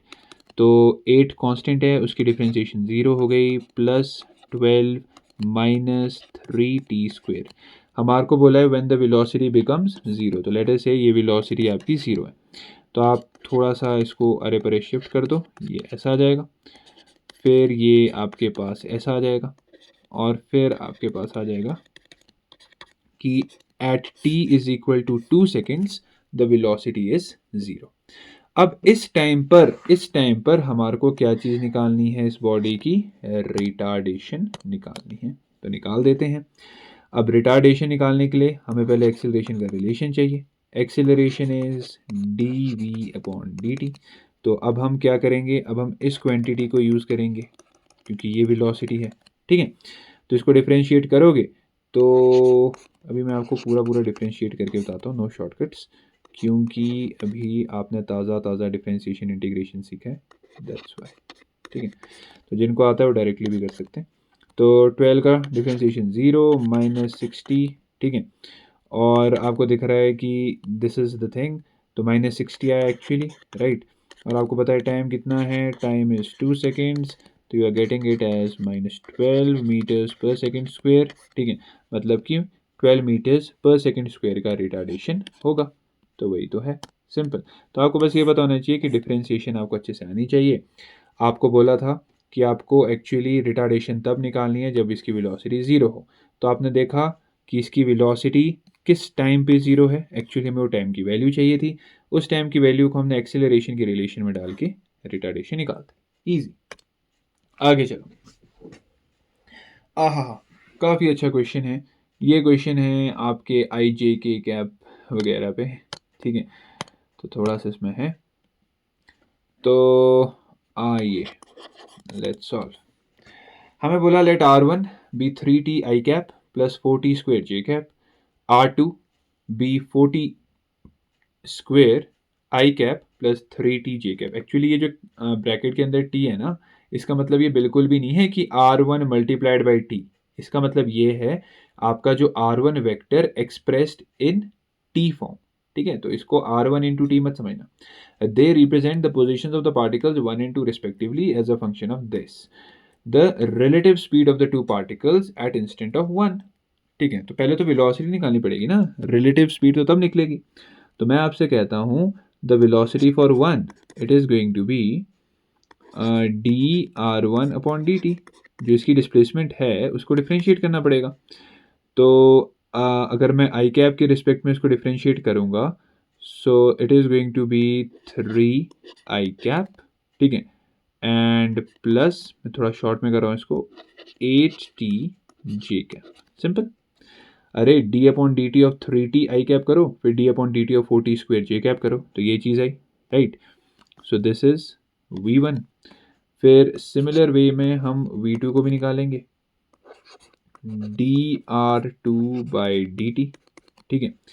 अब अगर हमने ये करना है तो again d/dt of 4t square I cap plus d/dt of 3t J cap, तो ये हमारे पास आ जाएगा 8t आई कैप प्लस 3 जे कैप, इतना आ गया।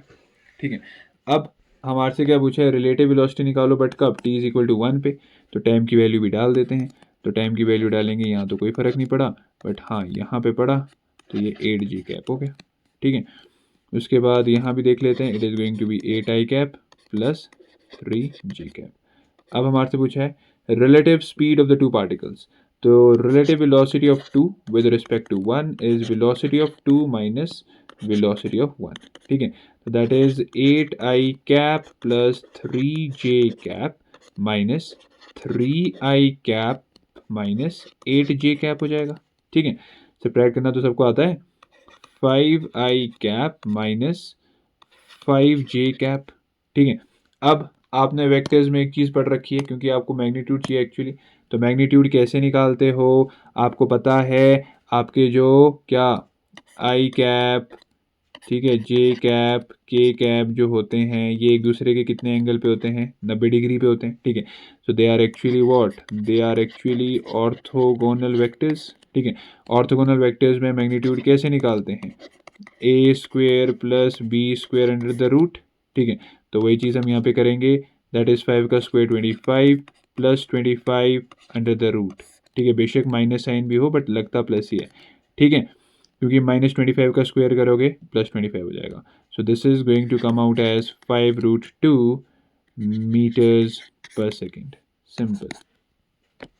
ठीक है, तो आपको आई होप ये समझ आया होगा। देखो, सबसे पहले आपको दिया था कि r1 डिस्प्लेसमेंट वेक्टर ये है, r2 डिस्प्लेसमेंट वेक्टर ये है। ठीक है, आपसे रिलेटिव स्पीड पूछी, कब पूछी, t is equal to 1। It becomes important कि सबसे पहले आप स्पीड निकालो तो सही, स्पीड का रिलेशन ये था। ठीक है, और फिर आपने v2 स्पीड का रिलेशन भी निकाल दिया। फिर आपसे रिलेटिव वेलोसिटी पूछी थी, रिलेटिव वेलोसिटी का कंसेप्ट आपको पता है, velocity of 2 minus velocity of 1। ठीक है, तो ये चीज़ आपके पास आई। फिर आपने इसका मैग्नीट्यूड निकालना था, आपको पता है क्योंकि ऑर्थोगोनल वेक्टर्स होते हैं, तो a square plus b square under root हो जाएगा, तो वहाँ से आपका आंसर सिंपल सही आ गया। देखो, relative velocity it is a very easy topic as far we are concern with 1D। 2D मैं नेक्स्ट वीडियो में बात करूँगा। ठीक है, पूरा 2D लेकर आऊँगा आपके लिए, डोंट वरी। उसमें थोड़ा अलग हो जाता है, उसमें थोड़ी चीज़ें टफ हो जाती, राइट। तो let's continue with the next question. It's already 1 और 22 मिनट्स, चलो कोई बात नहीं, लेट्स कंटिन्यू। तो हो जाएंगे 6 क्वेश्चंस मे बी, तो आ जाओ। At t is equal to 0, okay, at t is equal to 0, two bodies A and B are at the same point. A moves with a constant velocity v and B starts from rest and moves with a constant acceleration. Relative velocity of B with respect to A when the bodies they meet each other is। ठीक है, अब देखो, actually इसमें क्या चीज़ आती है, सबसे पहले द इनिशियल रिलेटिव डिस्प्लेसमेंट। देखो, आपको दिख रहा है जो ये ए बॉडी है और ये बी बॉडी है। देखो, the two bodies they are initially at the same point, एक ही जगह पे। ठीक है, a moves with constant velocity, b moves from rest, moves with constant acceleration relative when they meet each other again. ठीक है, तो आपको एक चीज़ समझ आ रही है कि पहले भी वो साथ थे, बाद में भी वो साथ है, राइट। तो इनिशियल रिलेटिव डिस्प्लेसमेंट और फाइनल रिलेटिव डिस्प्लेसमेंट दोनों की ज़ीरो है। अरे समझ रहे हो, जो इनिशियल रिलेटिव डिस्प्लेसमेंट, ठीक है, और जो फाइनल रिलेटिव डिस्प्लेसमेंट है वो तो ज़ीरो है, right. Okay, now let us से अगर हमने फाइनल वेलोसिटी निकालनी है, किसके लिए, बी वाले के लिए, क्योंकि ए तो कांस्टेंट वेलोसिटी से चल रहा है, ए की तो दिक्कत ही नहीं है, ए वी से चला हुआ है। बट हाँ, अगर आपको पता है कि बी स्टार्ट फ्रॉम रेस्ट, इसकी इनिशियल वेलोसिटी 0 थी, अगर हमने इसकी वी निकालनी है, लेट अस से इसको मैं वी नॉट बोल देता हूँ। ठीक है, तो मैं कहूँगा फाइनल वेलोसिटी का square is equal to initial velocity का स्क्वायर, तो 0 हो गया वो। ठीक है, 2 इंटू एक्सेलरेशन इंटू डिस्प्लेसमेंट होता है, यही होता है, राइट। आप देख रहे हो कि जो नेट रिलेटिव डिस्प्लेसमेंट है वो तो ज़ीरो है, ठीक है, बट इनिशियल वेलोसिटी का स्क्वायर में हम इसको v लेंगे। देखो देखो देखो, फिर से इधर आओ। नहीं, सुनो सुनो सुनो सुनो, एक्चुअली हम यहाँ पे रिलेटिव कंसेप्ट यूज़ कर रहे हैं। कौन सा कंसेप्ट यूज़ कर रहे हैं? रिलेटिव। देखो, रिलेशन में हमने देखना है इनिशियल रिलेटिव डिस्प्लेसमेंट और फाइनल रिलेटिव डिस्प्लेसमेंट क्या है दोनों की, ज़ीरो। अगर हम बी पार्टिकल के लिए फाइनल वेलोसिटी निकालना चाह रहे हैं तो हम सिंपल कहेंगे कि फाइनल वेलोसिटी जो हमने यहाँ पे वी नॉट मानी थी, ठीक है, ओके, हाँ, फाइनल वेलोसिटी जो वी नॉट का स्क्वायर जो होगा इनिशियल वेलोसिटी का स्क्वायर। अब देखो, इनिशियल रिलेटिव वेलोसिटी, समझो अजी समझो, हम रिलेटिव वेलोसिटी की बात कर रहे हैं। तो इनिशियली रिलेटिव वेलोसिटी क्या थी? एक v से चल रहा था, एक 0 से चल रहा था। इधर आ जाओ यार, देखो समझो, initial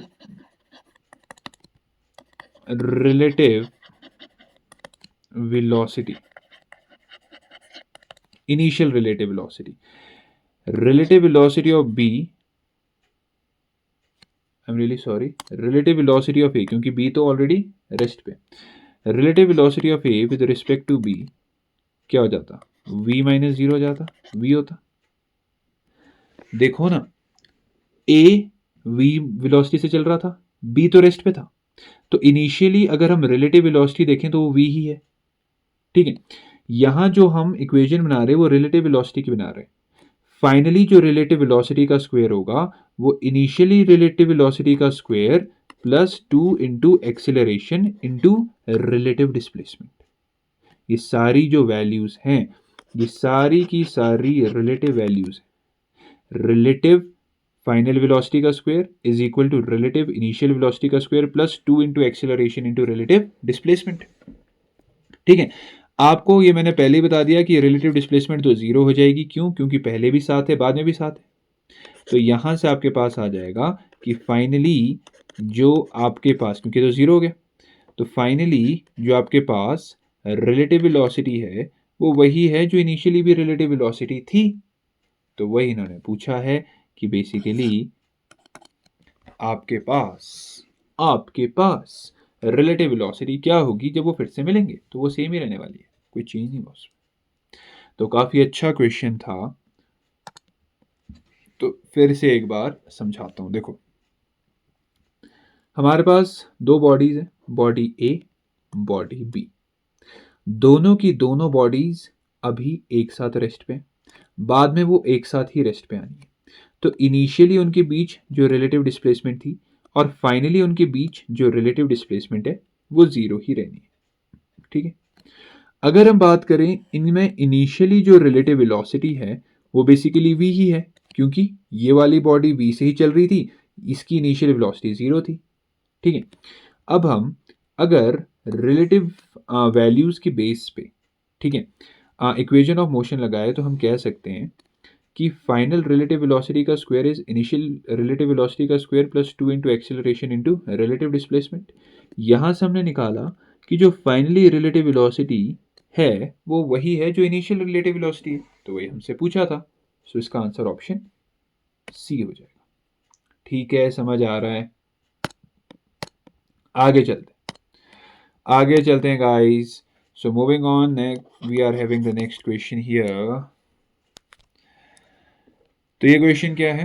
a runner starts from O, okay, यहां से इसने स्टार्ट किया, it goes to O following the path O Q R O in 1 hour, what is the net displacement. अब आपको दिख रहा है यार वो वापस ओ पे आया, ठीक है, तो नेट डिस्प्लेसमेंट तो जीरो हो जाएगी, simple, easy easy, net displacement तो जीरो हो जाएगी, ठीक है।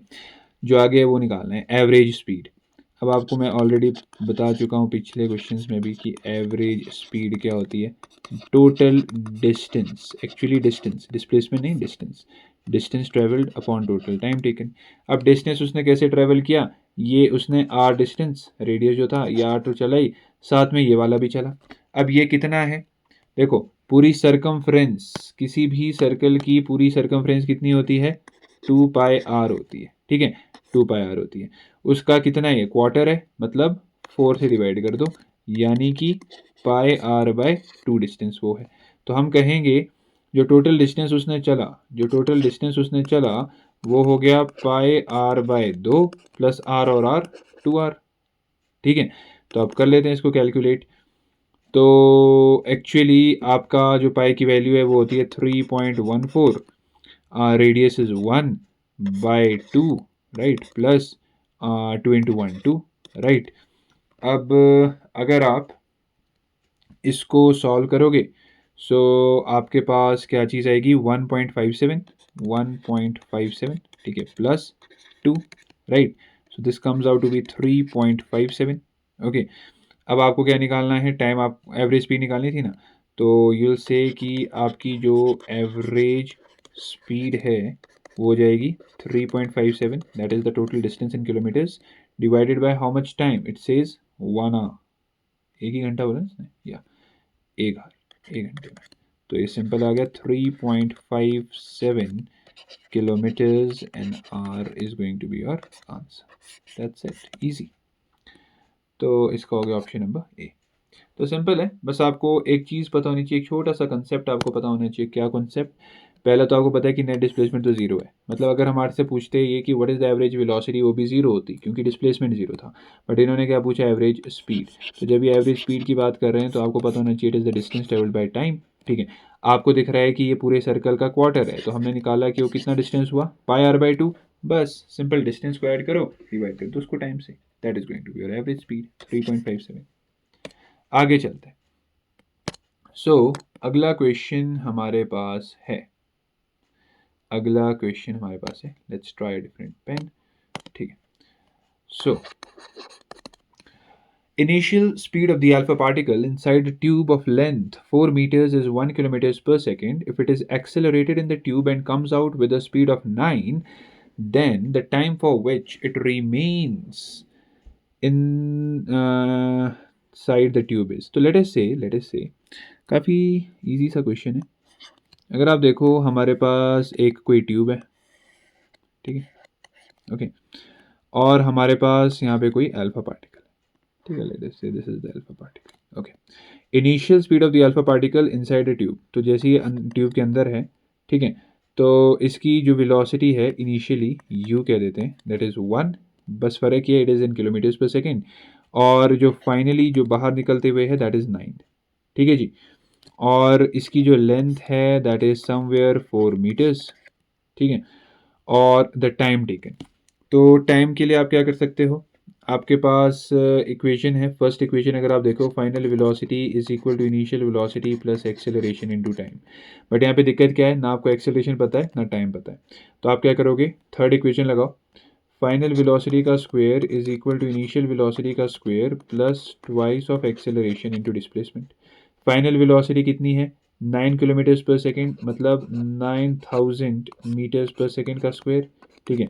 Initial velocity 1000 metres per second का square plus 2 acceleration displacement just 4 metre, 9 का मतलब हुआ 9 का स्क्वायर करोगे 81, ठीक है, एंड 1 2 3 4 5 6, तो 10⁻6, ठीक है।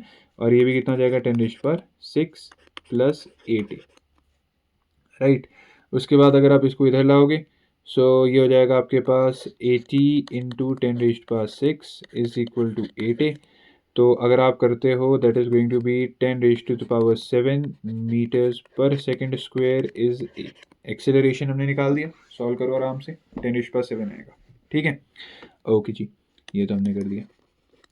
अब अगला स्टेप, हमने निकाल दिया एक्सेलरेशन, अब हम फर्स्ट इक्वेशन को यूज़ करेंगे। तो फाइनल वेलोसिटी हमारे पास कितनी थी, 9000 मीटर्स पर सेकेंड या 9 किलोमीटर्स पर सेकेंड, क्योंकि हमारे को सेम उसमें चाहिए ना। इनिशियल वेलोसिटी थी 1000, एक्सेलरेशन हमने निकाला 10⁻7 इंटू टाइम, तो ये कितना हो जाएगा, 9000 माइनस 1000 8000, ठीक है, और इट इज़ 10⁻7 इंटू टी, ठीक है। सो 8000 जब डिवाइड हुआ तो ये -7 हो गया टाइम के लिए, ठीक है। तो तो आपको दिख रहा है कि ये 8 इंटू 10⁻7 से 3 निकाल देते हैं, -4 seconds it is going to be the time. So it is 8 into 10⁻⁻4, that is option number B. ठीक है, सो 8 इंटू 10⁻⁻4 ईजी सा क्वेश्चन था। तो आपको कुछ चीज़ें ध्यान रखनी है कि बस आपको एक बार डायग्राम अच्छे से समझ आ जाए, तो मैं आपको हमेशा सजेस्ट करूंगा जब भी सॉल्व करते हो डायग्राम प्लीज़ बना दिया करो। ठीक है, हमने देखा कि हम इसको डायरेक्टली नहीं लगा सकते, क्यों? क्योंकि एक्सेलरेशन की वैल्यू चाहिए थी, तो हमने वो निकाली। ठीक है, और उसके बाद हमने अपना आंसर निकाल दिया, easy. Okay, so moving on to 28th question. So 28th question की अगर हम बात करें, 28th question. So 28th question is a graphical question. What will be the acceleration versus displacement graph for the following? ठीक है, और ये AIIMS में आया हुआ क्वेश्चन है, ऐसा नहीं सोचना, काफ़ी इजी सा क्वेश्चन है, काफ़ी अच्छा क्वेश्चन है बाय द वे। देखो यार, अब एक्चुअली क्या है, आपको दिख रहा है कि this is a graph of velocity and displacement. ठीक है, तो वेलोसिटी और डिस्प्लेसमेंट का ये ग्राफ है। ठीक है, ओके जी। अब आप क्या कह सकते हो यहाँ पे, अगर आप ध्यान दो, आपने जब हम इन जनरल पढ़ते हैं ग्राफ, तो हम कह सकते हैं y is equal to -mx+c। मतलब अगर मैं इस ग्राफ के लिए इक्वेशन बनाना चाहूँ, तो मैं कह सकता हूँ y is equal to -mx+c। ठीक है, कैसे? देखो, आपको दिख रहा है, अगर आप यहाँ पे क्या कहते हैं y देखो, तो y क्या है? y इज एक्चुअली और वेलोसिटी। ठीक है, m क्या है? स्लोप है। m क्या है? स्लोप। देखो, अगर आप देखो इन जनरल जो ये ग्राफ होता है ना, इस ग्राफ की जो जनरल इक्वेशन होती है वो होती है y इज -mx+c। अब हम इसको यहाँ अगर अप्लाई कर रहे हैं, तो y v है, स्लोप हमने निकालनी है। स्लोप कैसे निकालोगे? स्लोप इज v0/x0, यस और no? Slope is v0/x0 -v0/x0। ठीक है, तो हम कहेंगे it is -v0/x0 into x। कौन है यहाँ पे? x0, x मतलब जो x है वो क्या है? x ही है। ठीक है, प्लस c क्या चीज़ है? Intercept, that is v0।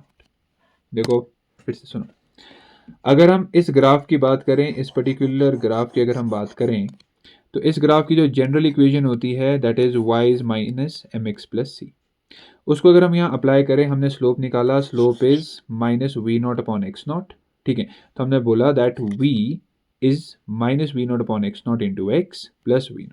ठीक है, क्योंकि v0 आपका इंटरसेप्ट था, ये निकला, ये आपको आ गया निकालना। ठीक है, अच्छा जी, तो अब ये हो गया। अब हमने क्या करना है? अब ये हमने क्या निकाला? वेलोसिटी। अब अगर हमें एक्सेलरेशन निकालना है, अगर हमें एक्सेलरेशन निकालना है, तो हम क्या करेंगे? डिफरेंशिएट करेंगे, राइट? तो एक्सेलरेशन के लिए we are going to differentiate it, और डिफरेंशिएट करके हमारे पास क्या चीज़ आएगी? -v0/x0। ठीक है, और ये क्या हो जाएगा? dx/dt। अरे समझ रहे हो ना? हमने एक्चुअली एक्सेलरेशन के लिए क्या किया था? हमने एक्सेलरेशन के लिए कुछ नहीं किया, हमने एक्सेलरेशन निकालने के लिए dv/dt किया है, सिंपल टर्म्स में। ठीक है, तो जब हम, आपको पता है कि ये तो कांस्टेंट है v0, तो ये तो जीरो हो गया। ठीक है, तो जब हमने इसको डिफरेंशिएट किया, it is -v0/x0 dx/dt, right? Okay जी, इतना हमारे समझ में आ गया। अब dx/dt एक्चुअली क्या होता है? v, देखो मैं आपको बिल्कुल स्टेप वाइज करा रहा हूँ, डी बहुत अच्छा क्वेश्चन है ये। तो dx/dt क्या होता है? v, और v की वैल्यू तो अभी हमने निकाली ऊपर से, उसको यहाँ पे पुट कर दो, तो एक्सेलरेशन हमारे पास आ गया -v0/x0, और v की वैल्यू कितनी है? -v0/x0 into x। ठीक है, प्लस v0। थोड़ा सा इसको और सॉल्व कर लेते हैं, तो हो जाएगा v0/x0² इंटू x। ठीक है, minus v0/x0 into minus V naught square upon X naught. इतना समझ आ गया? ठीक है। अब अगर आप ध्यान दो तो हम इसको भी तो ऐसे लिख सकते हैं ना। कैसे? इसकी इक्वेशन अगर हम बनाना चाहें, ठीक है, इसकी इक्वेशन अगर हम बनाएं तो आपको दिख रहा है कि this is Y, acceleration Y है, Y it is M X minus C. देखो ना, एक्सेलरेशन वाई है, ठीक है, जो स्लोप है, slope actually V naught square upon X naught square है, this is here, X as it is आ गया, minus C, this is the intercept. ठीक है, तो इसका मतलब क्या हुआ, अगर हम इसका ग्राफ प्लॉट करें तो उसमें आपको दिख रहा है कि जो m है that is positive. m positive होने का मतलब होता है कि आपकी जो स्लोप है वो पॉजिटिव है। पॉजिटिव स्लोप का मतलब हुआ कि कहीं ना कहीं ग्राफ में ऐसी स्लोप होगी, वो हो सकता है इधर हो कहीं भी हो, और इसमें इंटरसेप्ट एग्जिस्ट कर रहा है, मतलब नेगेटिव इंटरसेप्ट है। देखो, तो अगर आप देखें तो इसका आंसर सी होना चाहिए। क्यों होना चाहिए? देखो, नेगेटिव इंटरसेप्ट का सिंपल सा जो मतलब होता है, इसको अगर हम इरेज करें, नेगेटिव इंटरसेप्ट का मतलब होता है कि वो निचले एक्सिस पे, this is the positive Y, this is the negative Y axis, right, negative intercept. Okay, slope तो पॉजिटिव है, तो आपको दिख रहा है कि जो आपका थीटा है वो पॉजिटिव रहना चाहिए, इसी डायरेक्शन में रहना चाहिए। ठीक है, तो आप देख रहे हो कि इसका यही ग्राफ बन सकता है, ये आपका tan थीटा पॉजिटिव होना चाहिए ना, तो ये आपको समझ आ गया होगा, राइट। तो मैंने आपको यहाँ तक बता दिया था अच्छे से कि आपने वेलोसिटी निकाली, फिर मैंने आपको बताया कि हम एक्सेलरेशन निकालेंगे, एक्सेलरेशन निकाल के हमने ये निकाला, फिर हम v की वैल्यू को यहाँ पे वापस सब्सटीट्यूट कर देंगे, ये चीज़, फिर हम इसको अगेन एक ग्राफिकल वे में रिप्रेजेंट करेंगे, ठीक है, और हमने यहाँ से इसका ग्राफ इजीली बना दिया। हमें पता है कि इंटरसेप्ट हमारी नेगेटिव है, इसका मतलब ये माइनस वाई एक्सिस में जाएगी, स्लोप पॉजिटिव है, मतलब कि जो लाइन है वो आगे को रहेगी। ठीक है, तो इससे हमारे पास आता है कि इसका आंसर ऑप्शन सी होना चाहिए। क्लियर हो गया? I hope so. तो काफ़ी अच्छा क्वेश्चन था। तो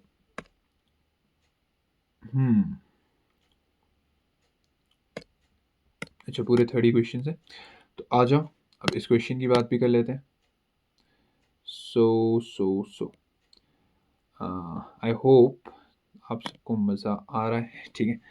तो मैं आपको ये कहूँगा कि एक बार आप खुद से इन सभी क्वेश्चंस को प्रैक्टिस करो, ठीक है, और उसके बाद आपको और PYQs मिलते करो, क्योंकि physics is all about doing numericals, उससे आपकी अंडरस्टैंडिंग बढ़ती है, ठीक है, और आपकी फिजिक्स और ज़्यादा स्ट्रॉन्ग होती है। Okay, the velocity time graph of the two bodies is given here the acceleration. तो आपको पता है सिंपल सा यार कि जब भी हमारे पास क्या कहते हैं वेलोसिटी टाइम ग्राफ होता है, ठीक है, तो उसकी जो स्लोप होती है, क्या होती है? स्लोप होती है, पहले भी बता चुका हूँ, स्लोप होती है वो क्या देता है हमारे को? एक्सेलरेशन। तो स्लोप एक्चुअली क्या होता है आपका? tan थीटा, और वो थीटा एंगल कहाँ से बनाना होता है? इस बेस से बनाना होता है, ठीक है। तो अगर हम क्या कहते हैं ए के लिए बात कर रहे हैं, तो ए के लिए तो सिंपल हो जाएगा कितना? tan 25, ठीक है। लेकिन अगर हम बी के लिए बात कर रहे हैं तो ये वाला एंगल निकालना है, that is going to be 90 minus कितना? 40, राइट, कितना होता है? 50, तो that is going to be tan 50। Simple easy सा क्वेश्चन था ये, कुछ ज़्यादा सोचने वाला था ही नहीं इसमें, ठीक है। बस आपको ये पता होना चाहिए कि एंगल एक्चुअली बेस से लेने होते हैं, दैट्स इट, ठीक है। ओके, फिर अगर आप अगले क्वेश्चंस देखोगे तो ये हम ऑलरेडी कर चुके हैं, ठीक है। जस्ट रिमाइंडर, अगर आप फिर से करना चाहो प्रैक्टिस के लिए कर लेना। इसका 28.2 है, ठीक है, और इसका था 8 × 10⁻⁴।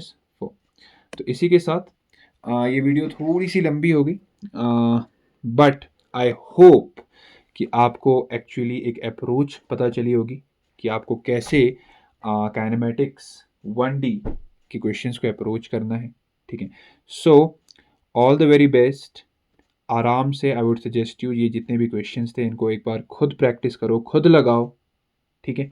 और आपके पास अगर और PYQs उनको प्रैक्टिस करो, राइट, क्योंकि फिजिक्स में आपको न्यूमेरिकल्स को काफ़ी प्रैक्टिस करने की ज़रूरत है। आप ऐसा नहीं कर सकते कि खाली आप फॉर्मूले रट लो आपका काम बन जाएगा, right. So until my next video, keep learning, all the very best, thank you.